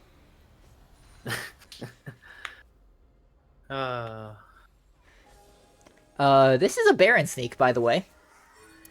That is no longer sneaky. Yeah, it's not sneaky. They do have the re-engage coming down. It goes down very fast, though. It's 8,000 HP. They're going to disengage from the Baron. They don't want to get counter-engaged on. They have lost fights on that in this series already. Game 1, they lost a dragon fight because they were being a little ambitious and split up during the fight. So let's see if they got that coordination or if they want to be the team creating disruption now. Take a look at Scrambles. Paranoia has not been procced. Your boy Kevin working alongside Giraffe Rider to get this priority in the mid lane. They're going to have to rotate back out, concede control of the river here so that blue side Kevin's caught. can clear it up, but Kevin is caught. The return catch is actually going to come down. I don't know if Subjugation went down, but he burned real fast. And Lespanx trying to do some damage, but he doesn't actually hurt anybody. And Bean MG going to turn the fight around. Chubby Chernobyl trying to help with kiting here. Ball Slap taking a bunch of damage to the Vigar abilities. They are pretty sneaky. The Charm coming down in response, though. Your boy Kevin trying to flank here. Baby Cage going down, and this is going to turn into a team wipe. BDE trying to send us to a game 3, coming back from an early disadvantage, and Scrambles is like, hey guys, what's going on? Hey, guys, what? I was doing red buff. And it's starting to look like we might have just lost the game. Yeah, this is game over here. Never a kill lead, by the way. Unless they manage to pick off Scrambles here, they will go into game 3 having always been down kills in this series. Scrambles does fall, so there's the kill lead finally. There we go. Kill lead finally coming down. Gold lead coming down for BDE, and that is going to send us into a game 3 alls. Everybody, turn on the silver, very, very silver scrapes. Be woo woo. Dee doo. Dee doo doo. Doo doo doo. Gosh darn. Dory, how does a team take a lead like that and toss it into the abyss? I mean, the answer is they let Giraffe Rider scale. That's it. He hit his buttons. All right, our friend on replays, because we have one of those right now, I'm sure. Our friend on replays is going to overlay my face with just an image of each of them taking turns killing themselves inside of BDE's base. I'm a good producer. I'm not that good. No, producing replays and casting at the same time. I don't think that it's all right. We don't. Y'all don't pay me quite enough for that, you know. So, yeah, taking a nearly 10k gold lead and throwing it out the drain is a little unfortunate. Let's take a look here. Chat, you're going along for the ride here as we look at the gold earned graph. I wonder who the problem was, Dory. I wonder who could have possibly been the reason that game went the way it did. Yeah. That being said, I don't think there's much to say, because again, I don't think it was a comp issue. I think it was a play issue. It was Rev. It was just it was definitely a comp and play issue. I mean, we shouldn't have had a conversation about like game recovery, and I shouldn't have had to have that conversation about Lisbanks's build, because if they had just closed the game out, it wouldn't have looked as bad as it did. But when they got put on the back foot, you realize just how little damage Ashe does. Yeah. 18k, he did less than Trundle. The ball slap played incredibly well, and then they just kind of tossed the game. I think Lisbanks was put in a position where he could have been a primary damage dealer, but we've just proven yet again that IBSG Ashe players just are ult bots and don't realize that they can be sustained DPS if they just like talk about their build before they play the game. Yeah. I mean, Kraken Slayer is fine. Runance is fine, but the Trinity Force, man, come on. Yeah. Anywho, if you're gonna commit for wanting to do sustained DPS, you gotta build like you're gonna do sustained DPS, and that ain't it, dog. But I don't want to harp on the ADC too much because it was a team-wide throw. The Trundle pick didn't feel like it was as impactful as it should have been. Yeah, agreed. It was fine in the early game, getting those early kills. And it was fine in the mid game, harassing Giraffe Rider. But he never won in a way that mattered. He never pushed that lead. He was content to just farm up to that tier 2 turret and then walk away time and again. They never actually took that turret until very close to the end. And that's indicative, I think, of the level of we are scared to push beyond what is absolutely safe that has hamstrung Rev Regalia. Yeah, I definitely agree, and it's kind of showing that these teams are susceptible to nerfs when they're playing at the higher level. They've been bullying a lot of teams that are not performing as well as them, and I'm actually really entertained. I'm tired and I want to eat, but I'm also really excited for a series like this to be going to 3 games. Same, absolutely. Speaking of 3 games, Dory, I do believe it is time for us to step aside for just a moment because these teams are likely chomping at the bit to get into that last set of draft.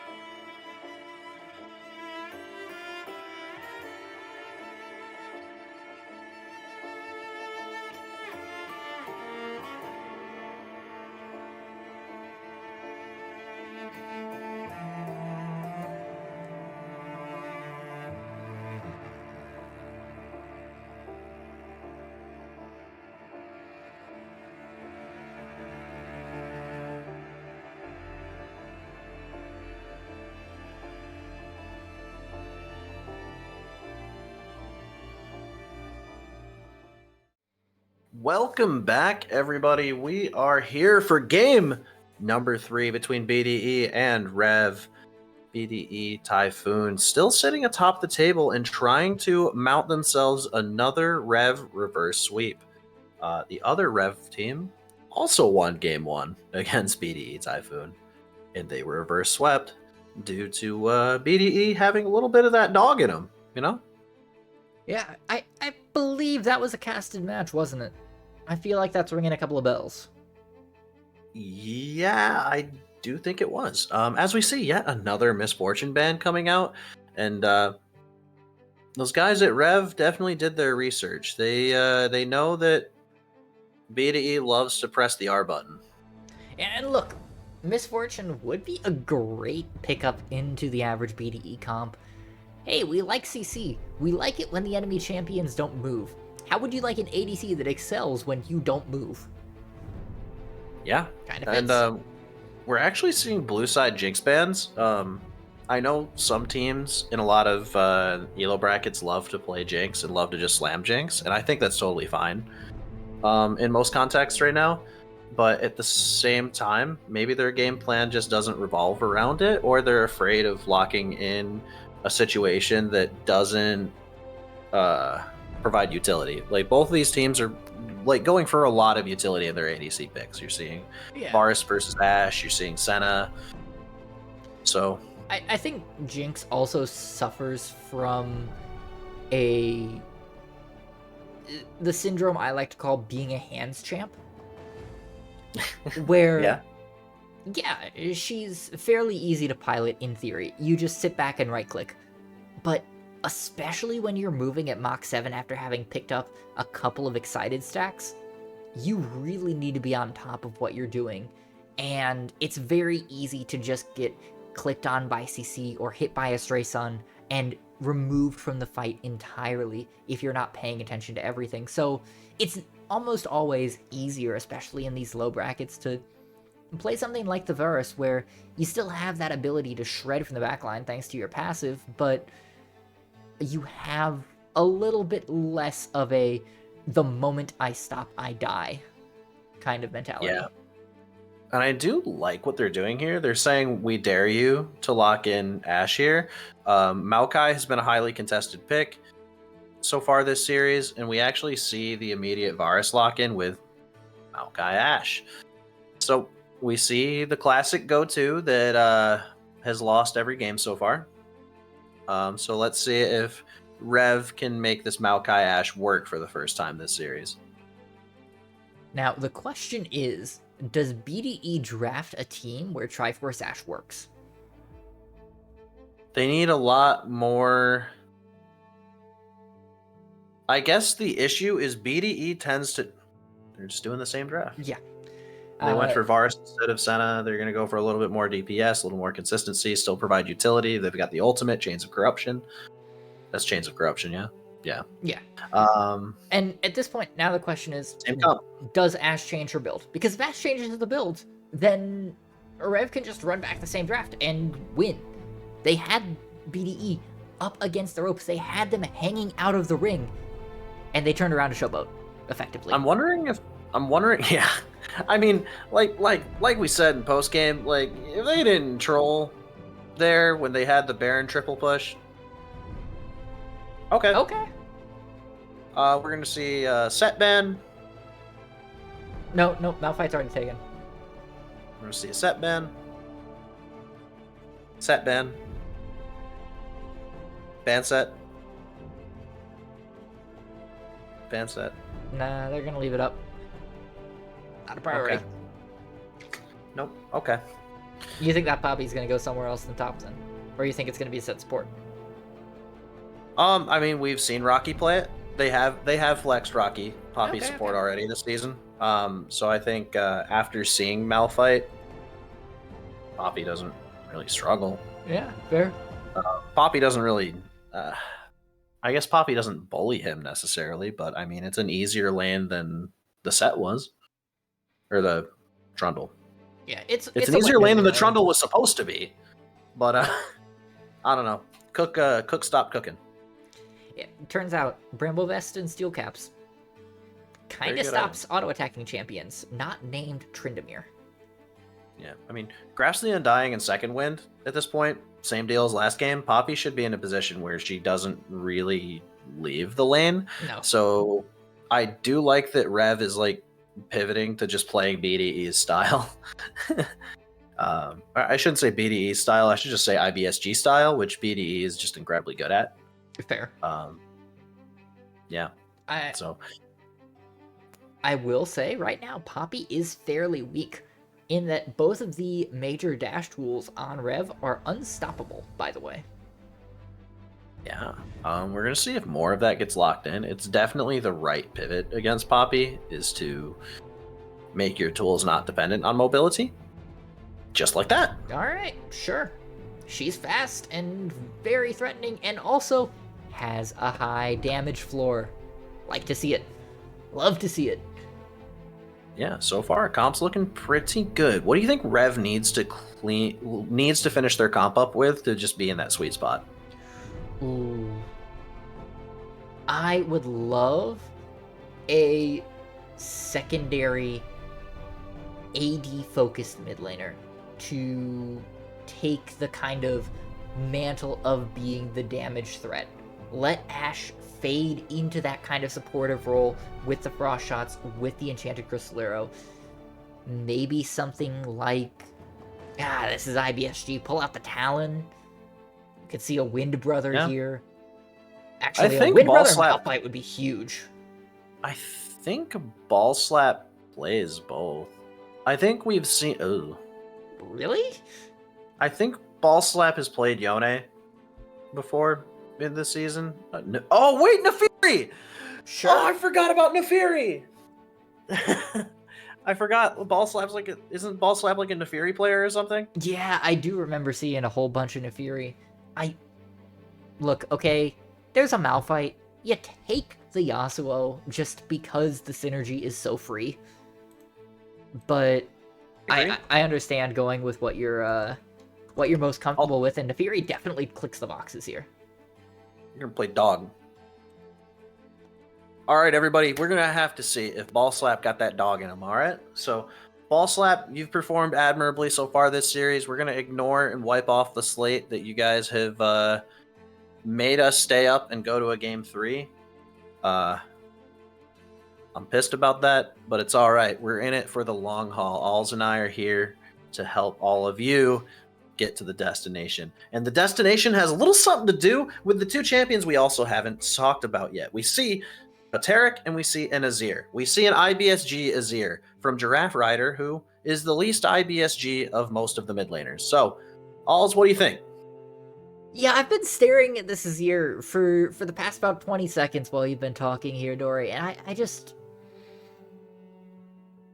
Look, Azir is good. Azir is very good. Azir is in a really, really healthy position, especially with such a strong frontline as Taric Poppy.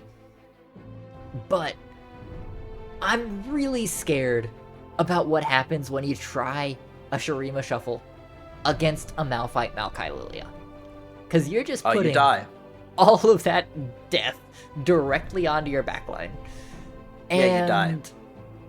Look, at the end of the day, this series has been mostly a question of can BDE hold on long enough for Rev to throw? Yeah, and I mean, I guess that's really what we should like care about, right? Like, both games have been, like whatever. Forget anything that happened prior to 30 minutes. What happens after 30 minutes? So, I don't actually know well enough to tell you. What do you think the 30-minute plus scenario looks like here? See, my concern is, yeah, the Nefiri starts to fall off a little bit, but your Malphite's going to be fully online. Your Lilia is going to be 2, 3, 4 items. Ashe hopefully knows how to purchase items that fit this team comp. And is it the same? Is it the same adjustments we complained about last game? I think so. I think absolutely. Okay. Especially into Taric, Poppy, Red Cane, because there's no way this is Blue Cane, right? You already have your assassin in Azir. Assassin. Gosh, I do like this scaling from BDE though. You've got the Varus who's going to be huge. You've got the Azir who sitting on 2, 3, 4 items is going to be massive. You've got an enormous front wall in Poppy Taric that you're literally never going to cut through unless it's all that's left. I think it still leans BDE in the hyper late game here. Yeah. Yeah, I think their sustained DPS is pretty good. If Ashe can fix her DPS, then you do have a multifaceted DPS profile from Rev, but they're also much lower range. And there's good separation from BDE's comp, so I think if the Azir isn't played like absolute garbage, we're good. But that begs the question, is Giraffe Rider a good Azir player? They played very well on the Vigar. And in terms of sit back and click buttons, similar idea. In terms of go in and get the scoop, very different. So if they just kind of use that ult defensively, I think they can be all right here very easily. Yeah, I mean, we've seen successful Lee Sins in IBSG. We've seen successful Yone Yasuo. Sometimes it just comes down to being told you have a job and executing that job at the most basic level. You don't have to know how to insect to play Lee Sin well. Right. You just have to know what Lee Sin needs to do. And it's kick the tank into the ADC. Yeah! You can peel your team with ult. You can create engages. You can create flanks. You can be in a nuisance. Like you don't have to be a hero. Azir, you don't have to be a hero today, buddy. Just do your job. Yeah. Just take a purple coat of paint. You are Syndra now. Play like it. Yeah. I like that. I dig that. So, but that begs the question. We're about to head into a spectator delay, but everybody in chat, I want to hear exactly who you think is going to take this game 3, because these drafts are pretty hype, and these teams are playing for the top of the table. This is exactly what we came to see today, and we will see you when we get back with it.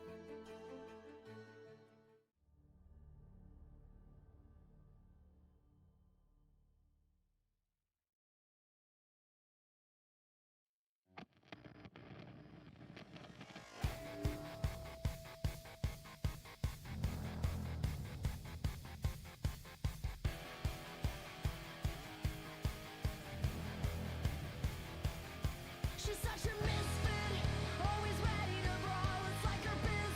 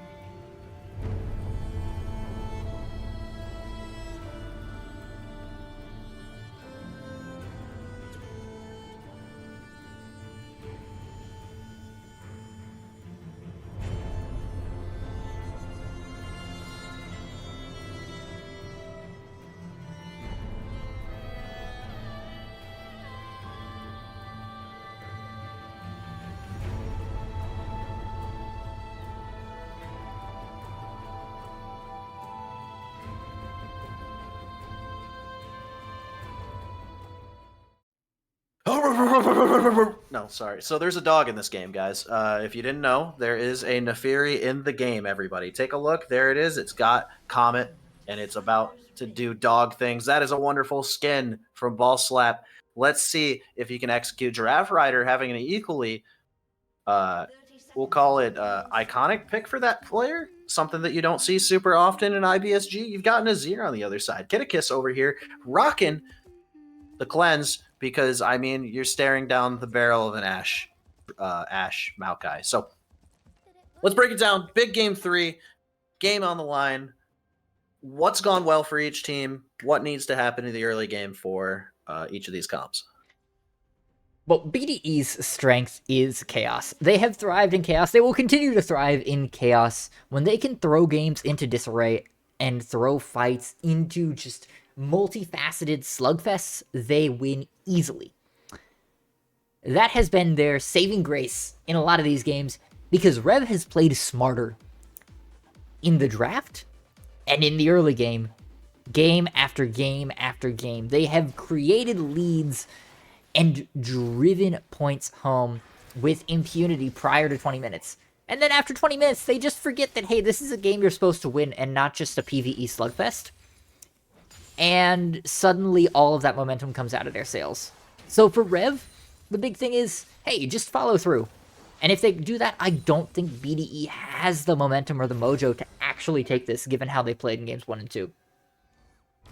Yeah, I mean, they got off to these early game disadvantages from just like little blunders here and there, poor execution, poor jungle tracking, and scrambles has been ever present in these games so far. Ball Slap has been having a really good series despite having that throw in game 1. Lispanx and Chubby Chernobyl, yet again, with the twisted advance coming off onto Rocky, getting level 2 advantage, getting Kitticus and Rocky out of the lane. Keep your eyes on these supports. They're both melee. One of them's hitting the wave and one of them's not. I wonder why that keeps happening, guys. Wild. Couldn't possibly have to do with health bars now, could it? No, maybe not. Maybe so. Speaking of health bars, look at Cook. No mana, a massive double wave with a cannon approaching him, and being MG able to just harass his way in. With the crash here, if I'm Cook, I'm super angry if this gank comes out, because it's not going to be successful and I'm going to miss half the wave. Yeah, I mean, he's going to miss half the wave anyway. As a low mana Malphite, you don't exactly CS super well. Oh, look at the corrupting pot. Look, he's got like half mana now. Yeah, that's he's almost gonna enough burn for in one one seismic Q. shard. Yeah, exactly. Yeah. Malphite's healthy. Please tell me. Let's see. Yeah, at least he took mana flow. Oh yeah, that's true. That's true. That's good. He's gone Comet. He's gone Mana Flow. Pretty common into those melee matchups. Something you can actually bully with the Q. But being MG, playing his health bar pretty well. Playing his build pretty well. What do you think of the starting items for these lands? I don't mind the core pot. I think, you know, as Malphite, it's pretty much mandatory unless you're going to go ring. And as BeamNG, you're happy to just fight. I am a little bit surprised with the longsword refill pot start here from Ball Slap. Like, sure, go aggressive. Why not? But would have expected some value just out of the straight Doran's item. And bot side, yeah, sure, whatever. You could have picked the Cole potentially. Like, why not? It's not like this is necessarily going to be a crazy lane, but both supports have good engage. Might as well get the slightly better stats. So nothing crazy, nothing spectacular. Just all right. Now, follow-up question. It's still pretty early. It's only the first couple waves. But one, how did Malphite not get behind on CS after that giant crash? And two, why isn't Azir supposed to have like range advantage in the early game and be able to farm safely into this? Or is Neferi just that much of a threat from the start? To my knowledge, Azir should absolutely be fine. However, I suppose if you're not using the Sand Soldiers well, the cooldown can be a little bit difficult to farm around, and the auto-attack windup at these early levels can be a little bit disorientating, so I suppose it may just be kind of a little bit of potentially unfamiliarity with the champ, which doesn't bode well for a champion that needs a lot of technical skill to be played at the highest level. I don't think Neferi should be able to be forcing him out this hard. Shouldn't be down 2.5 waves at 5 minutes. That being said, we've got a pretty good assessment from scrambles of the situation, we saw your boy Kevin have very, very little impact as Kane game one, early game. He did close to nothing for a majority of the game, and they figure, all right, he's probably just going to reset his clear. We see him on none of his camps with these wards we put down, which, granted, for IBSG, those are really good ward placements. Yeah, let's take a look at that here. That is incredible vision all through this jungle. That there is no right for them to have this much vision. Yeah, and it really comes down to just like the priority that Lespanx and Chubby Chernobyl have been able to keep. They keep crashing waves and then immediately rotating off those waves, which is a skill that, like, you teach IBSG players. Oh, actually, Unstoppable Force coming down. BMG gonna barely survive. Pops the corrupting pot to survive. And Cook, though, just suddenly turning the state of the lane as the grubs go down topside. Does Cook try to touch this tower, though, with no mana? The grubs go down. Yeah, Cook's backing away. This is absolutely smart here. You know that there are multiple people on this side of the map. You can't overextend when you can be collapsed on this easily. Even something like a Kane that, you know, doesn't really exist until he has form. It's still annoying enough and you're out of mana, so you don't risk it. Yeah, definitely going for that all-in was cool. It would have been cooler if he secured the kill, but at the end of the day, like, he still got a potential advantage off of it. He got a reset that he desperately needed, and he turned the lane state around a little bit because Bean was winning pretty hard early there. Yeah, and now has the steel caps, the tabbies, which, I mean, it's not as good into the Poppy as it would have been into the Trundler set, but it's still solid here. It still means you have a whole lot extra survivability here in the early trades, and as Cook has finished that mana flow stack, he will be able to really start punishing Beam with these spell rotations here in the near future. For sure. Now, we see bot lane. Wave control pretty good for Lespanx and Chubby Chernobyl. I think, I don't know how you feel, but I think that supports don't get enough attention in these leagues. Absolutely. I think supports tend to be plug-and-play players at this elo, especially. And impact comes down from, like, oh, who played Thresh and landed more hooks in lane? Oh, that's the best support. But, like, the hook... Oh, the instant cleanse coming down from Lespanx, but Kitticus does have access to the Chain of Corruption. Exhaust going to go down onto Kevin. He's stuck on the wrong side of this tower, and he's going to get flanked down. Rocky going to keep him alive, though. Uses the Bastion to get him here. But ball slap. Look at the Neferi ultimate. Flash over the wall. Going to use that ultimate. And, oh, Kevin gets the flash over the wall, and he's not able to secure that kill. Kevin survives, guys. Wonderful play from Neferi, wonderful rotation, but unfortunately, if you just zoom in, we're gonna juxtapose that ignite summoner spell. We're just gonna cover the whole screen with it. Unfortunate for Ball Slap not being able to complete that kill. If he knew he needed the ignite, he definitely would have procced it. Which, to be fair, your boy Kevin was dead to rights. Yeah, absolutely. Like, your boy Kevin was dead to rights. On the other side, the Scrambles gets a ton out of this. He just takes this entire blue buff quadrant and is more than thrilled. Yeah, and he was getting a little down in CS because he prioritized a gank and early dragon to get resets in the early game. But because of what just happened, again, another play that didn't really result in anything super... First blood just happened mid. Giraffe Rider just got the kill. I'm sorry, I'm going to break a taboo here. Yeah, let's do it. Rewind. And the ultimate comes out. The Shurima shuffle. Oh, he takes a tower shot. Giraffe Rider, well played. Good use of your Q to, like, pull the Sand Soldiers in and create this this triangle of doom. Yeah, if Neferi doesn't take the second turret shot unnecessarily there, that is a kill for Neferi, but just staying in range for no reason as... Cook. And BMG gets bursted to death. Yeah. Can't W Unstoppable Force. This is a slugfest. All right. Oh man, a different kind of slugfest than we were seeing in the other games too, because this is a slugfest that, like, almost takes planning as opposed to clicking on people, which is cool. Yeah, and this is definitely these teams saying, no, we want to be the best. These soul laners have an ego to check. These soul laners don't need to be taken need to be taking these all-in fights, these high-risk all-in fights without their junglers or their supports. But they're just doing it anyways because they are the best. They want to be the best here. Oh, And look, Ball Slap is 2 levels down. That's not great. oh no, this was such a potentially good setup. This was such like a really good pick, and I still think it has a lot of potential. But like, this could be problematic if this lead snowballs too hard. Yeah, Azir now is really unlocked to be that kind of general in the backline, just sitting there commanding his sand soldiers, holding onto that wall as the last line of defense. However, it is nice to see that Rev is prioritizing these Drakes so well. Has 2 of them, or will have 2 of them after Scrambles gets this. Kevin is here, but I don't know that he can really necessarily contest if Rev commits to this hard.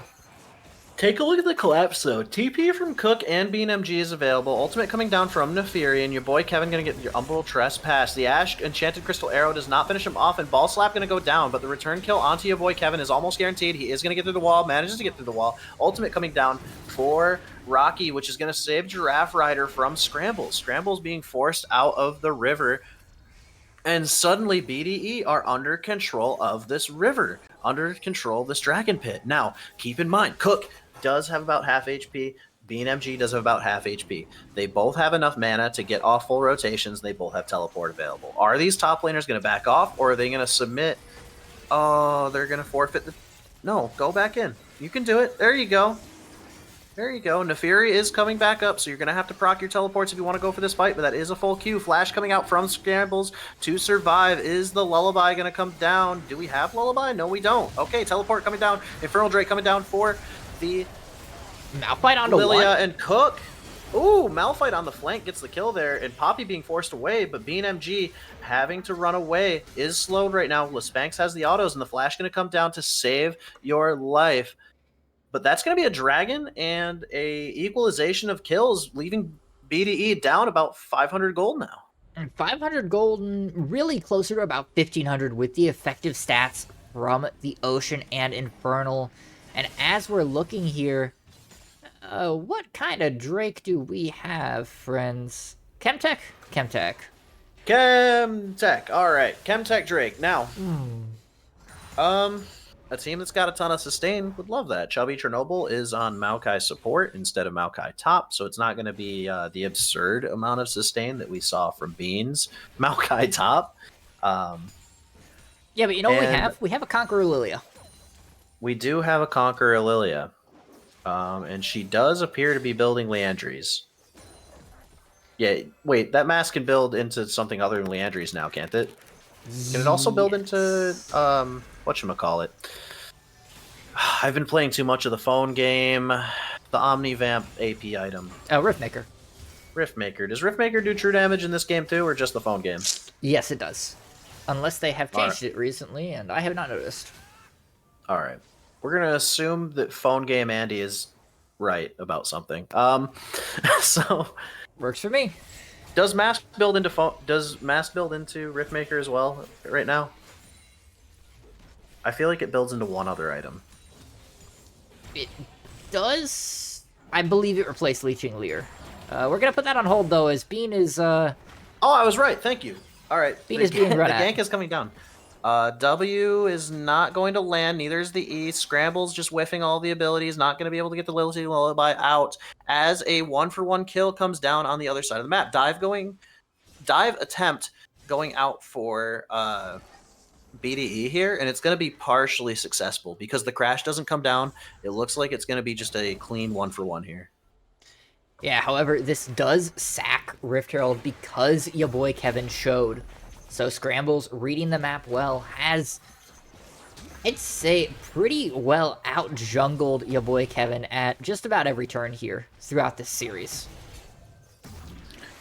Yeah, it does seem like Scramble's prioritization is pretty good here. Cook getting the first rotation into this area. Now take a look at this Maokai being late. The fight is about to break out. Your boy Kevin getting control. Pop, the ultimate goes down. Just misses, actually. Cook gonna walk away. Does he have access to the unstoppable force? Yes, he does. And Rocky and your boy Kevin creating that kind of space. Lilia gets the Lilting Lullaby, but it's not really going to do anything effective. Cook gets the Unstoppable Force, but it's not going to take down your boy Kevin. Kevin's still surviving. No, he doesn't. Ball Slap finishes off the kill, and blue team secures the Rift Herald with a single auto attack. Giraffe Rider, are you going to be able to take it? Yes, you are. Giraffe Rider trying to kite around the fight while picking up the Rift Herald, but no, that's going to be a shutdown coming down for Ball Slap, and Scrambles securing another kill onto Giraffe Rider.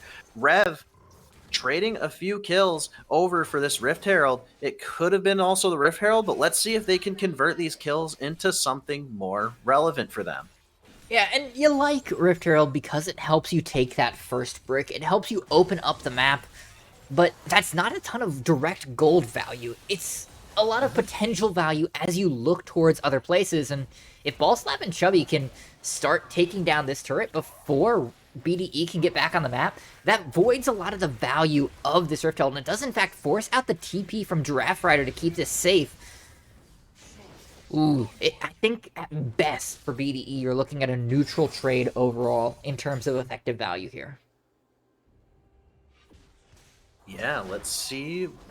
Yeah, I mean, it does seem like that. We'll have to see if they can use the Rift Herald to do something that actually opens up access to a part of the map that they need. Because otherwise, yeah, you're right. It's pretty much even. Dragon coming up in 30 seconds. Now, a thing that a lot of teams like to do, Alls, do we see this Dragon play coming out with Rift Herald to get tower? What in the world is going on top? Never mind. We see Cook using Unstoppable Force to survive a gank. Rift Herald going to be used top, and they're going to seed Drake because they have one teleport, and the other laner without teleport is top. So they're going to take Rift Herald, going to throw it top. Do you have to ride in it to do more damage? No, I don't think so, right? No. That's not a thing? Okay, cool. I don't know the game. Coach, by the way. So... They'll get a second charge off of it here, almost certainly, but Cook didn't die. Cook is back to defend this tier 2, and I don't love that trade overall. I think seeding Soul Point here is such a baffling choice. Yeah, Cook actually might die here? No, come on, Cook. There you go, buddy. Okay, Cook survive. Yeah, you're right. They're on Chemtech Soul, and this is the fastest Soul of the series so far. Rev has the opportunity to use Soul as a conduit to force fights, but at the same time, look at the gold lead that just changed. Yeah, it's now neutral. Yeah, what about the gold lead is relevant? So who's the biggest part of the gold lead on, and why is their gold lead relevant? There is no real gold lead anywhere. It is just about dead even all across, and it's just those dead evennesses balancing out. My God. All right. What a world. What's the conversation about now? Besides Ball Slap dying to your boy Kevin's shutdown on the gank, and suddenly the return coming out from Chubby Chernobyl, teleport coming out from BeamNG. Take a look at what he is up to here. Gonna try to stomp Chubby Chernobyl against the wall, but Cook coming back doesn't have... Yes, he does. Yes, he does. He has Unstoppable Force, and he is using it right now. Scrambles, finishing the kill. Lilting Lullaby coming out, and Revless Bank's just not going to do enough damage. He does have another recurve bow, so at the very least, we're not going to get another Triforce quite yet. Maybe he heard the cast and didn't like what we said about his build, so maybe he's going to do it correctly this game so that he can say that we're proud of him. Yeah, this fight is super expensive for BDE, though. They lose both turrets in the mid lane. This is so much power now to Chubby Chernobyl to get vision down and control these neutral objectives. I mean, this just about locks in Soul and Baron when they become available, as long as Rev plays this with a modicum of intelligence. Yeah, and Chubby Chernobyl with Reset, the ability to use 2 sweeper procs that he's got sitting, full ward control, and then access to the entire bot side quadrant means that Rev is going to be able to deny a whole lot of control from BDE, which, granted, they've done quite well all 3 games now. Going on to 3 games. We commented on how their vision control in the first couple waves, diving into that bot side quadrant was good. They've managed to take control of a single quadrant and play around an opposing quadrant in both games. And then just like they unfortunately chucked the game away. game 2, or else we'd be talking about going to bed, or we'd be having everybody watch the BOL Diamond playoffs, which, by the way, are in game 4 over on the Blue Otter League mainstream. Make sure you guys watch when our series is over, but stay right here because this is still game 3 of our series. Good Force of the Flash out there from Spanx as we are starting to see the Baron spawn. Dragon timer ticking down to 2 minutes.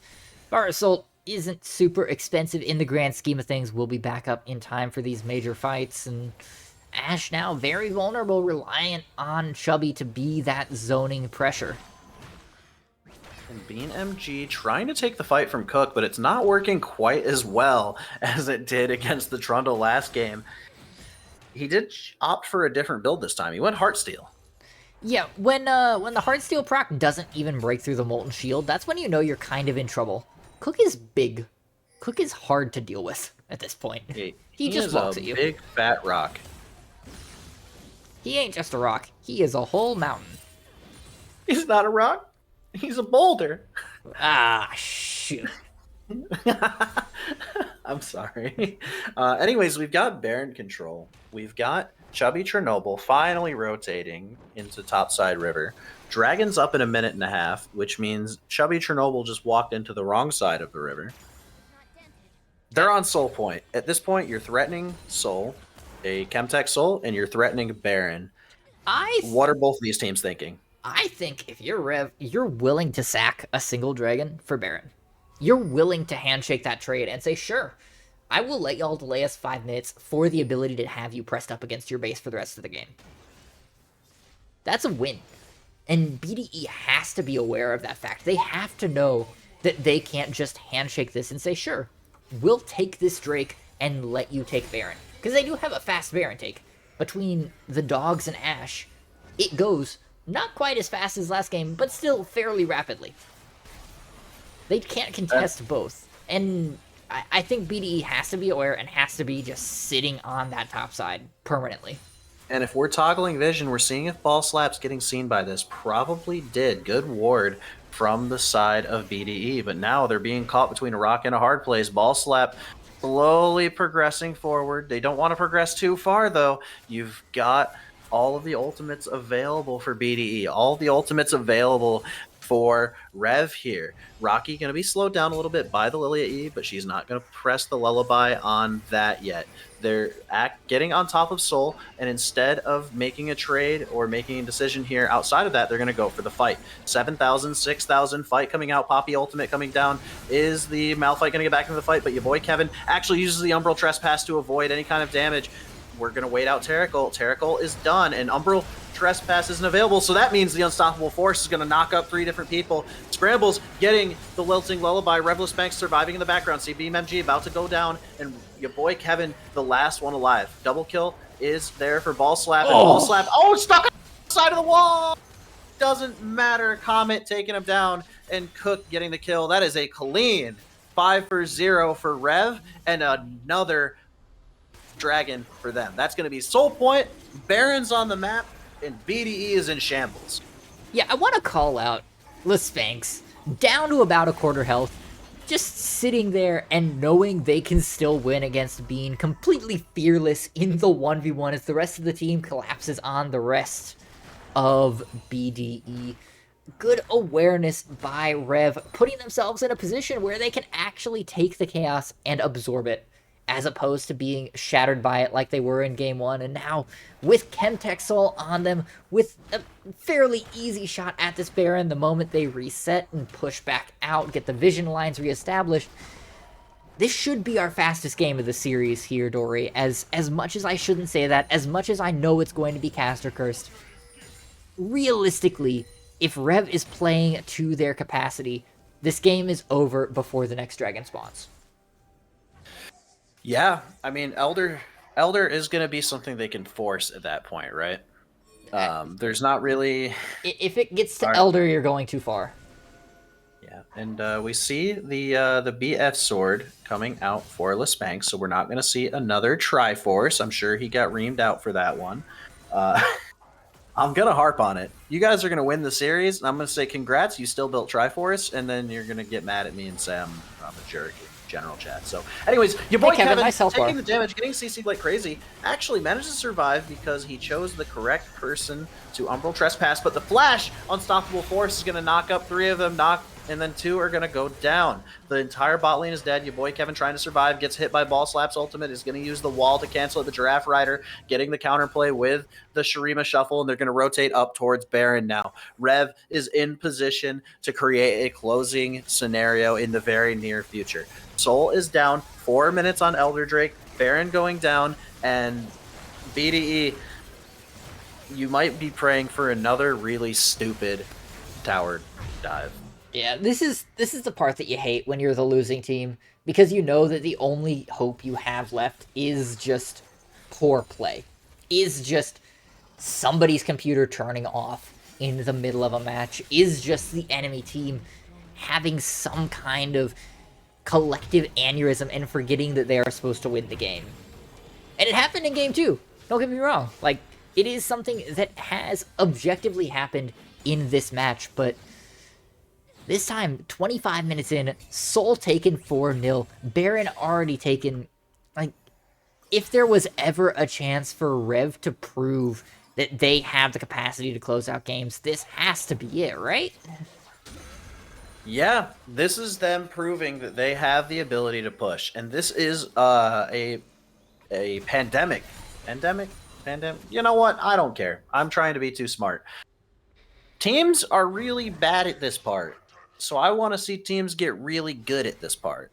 Last season had a very similar issue where teams just like were not willing to execute on endgame scenarios. They weren't willing to close games fast enough, and that was what we wanted to see harped on them. But it ended up not changing, and the season ended exactly how it started.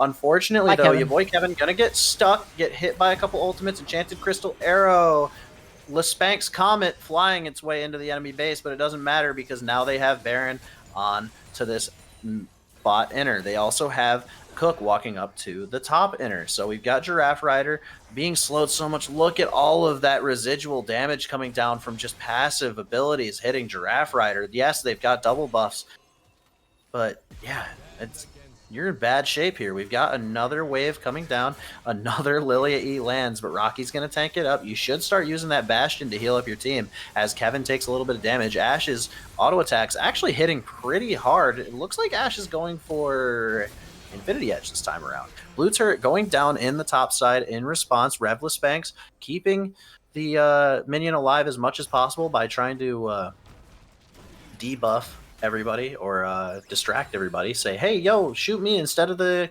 cannon minion. Yeah, Cook Being knows MG. how to actually handle the canyon Yeah. minions, so they're just sitting here outside of the range, blasting away at this turret. Nobody is responding. Cook is going to have this inhibitor before too long. Might even have it before the other inhibitor goes down. You're absolutely right. It looks like he is soloing that inhibitor, and he's starting to get a little worried. This is that situation where a lot of these IBSG teams struggle. Yeah, but Rev very, very focused here, pushing their way in inexorably as Cook gets that first inhibitor broken on the top side. Now is in a flank position as well, even as he looks for the ult rotating down here. This will be the fight that decides the game. And he's going to solo Unstoppable Force on top of Kevin just to say, you know what, screw it. Bastion was on Kevin, so he does get the ultimate, but Drowsy's going to go down onto Tarek. Tarek goes down, being MG, being shredded to death. Kitticus is dead. Giraffe Rider trying to stay alive, but not going to do anything about it. Going for the dive. Ball Slap going into the fountain to kill Giraffe Rider, and that's got one player left alive. Can your boy Kevin mount a hero play? No, he absolutely can't. That's going to be the game. That's going to be the series. And welcome to second place, Rev Regalia. What a series here, Dory. What a way to not quite close out the season, but to really put an end cap on it, to put a cap onto what these top teams have accomplished, because that was a hell of a series and a hell of a back and forth. And like we said, like we've wanted from Rev this entire series, we wanted them to prove that they can close games in a decisive way. And that's exactly what they did in this game 3. Like, look at Scramble's Lilia, popped off. Look at Cook's Malphite. He literally cooked him. He stood on top of him, just did damage. Honestly, great gameplay all around. Yeah, and the fact that it was such a team effort. Admittedly, if Lilia had been left for a little bit longer on 2 items, if you had gotten this game to 35, 40 minutes, then obviously Scrambles would have had the most damage, and everyone else would have started to fall off. But as it is, that damage spread is beautiful. 4 members up there with almost equal damage, and higher than even Giraffe Rider, who is the most damage on the enemy team. That's a great look for a team that has struggled to have that kind of consistency, at least throughout this series. That is absolutely right. And honestly, I think if they can ride that momentum into playoffs, this REV Regalia team looks pretty unstoppable. Their early games are very clean. Their laners individually all perform well, and Scrambles just put on a clinic today. Yeah, absolutely. I think player of the series has to go to Scrambles for that jungle play. It was his engagements early that let these teams get ahead. It was his objective control that kept them in the lead. It was his play in the team fights that kept it from going worse than it could have. And I don't think there's any real other candidate for best all-around player here.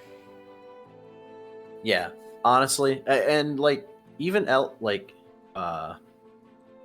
most valuable player on the enemy team, just like Giraffe Rider is trying their best. I think even in losses, Giraffe Rider has moments where they look impressive.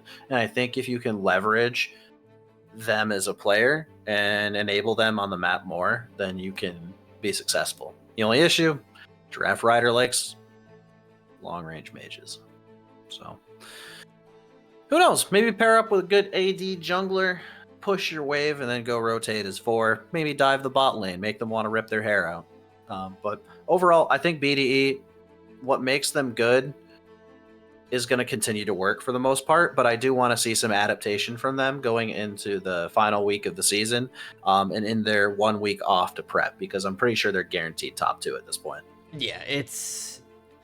I believe it's technically possible for them to get upset if they just completely toss next week and Rev Eternal oversteps them, but they're in good spot.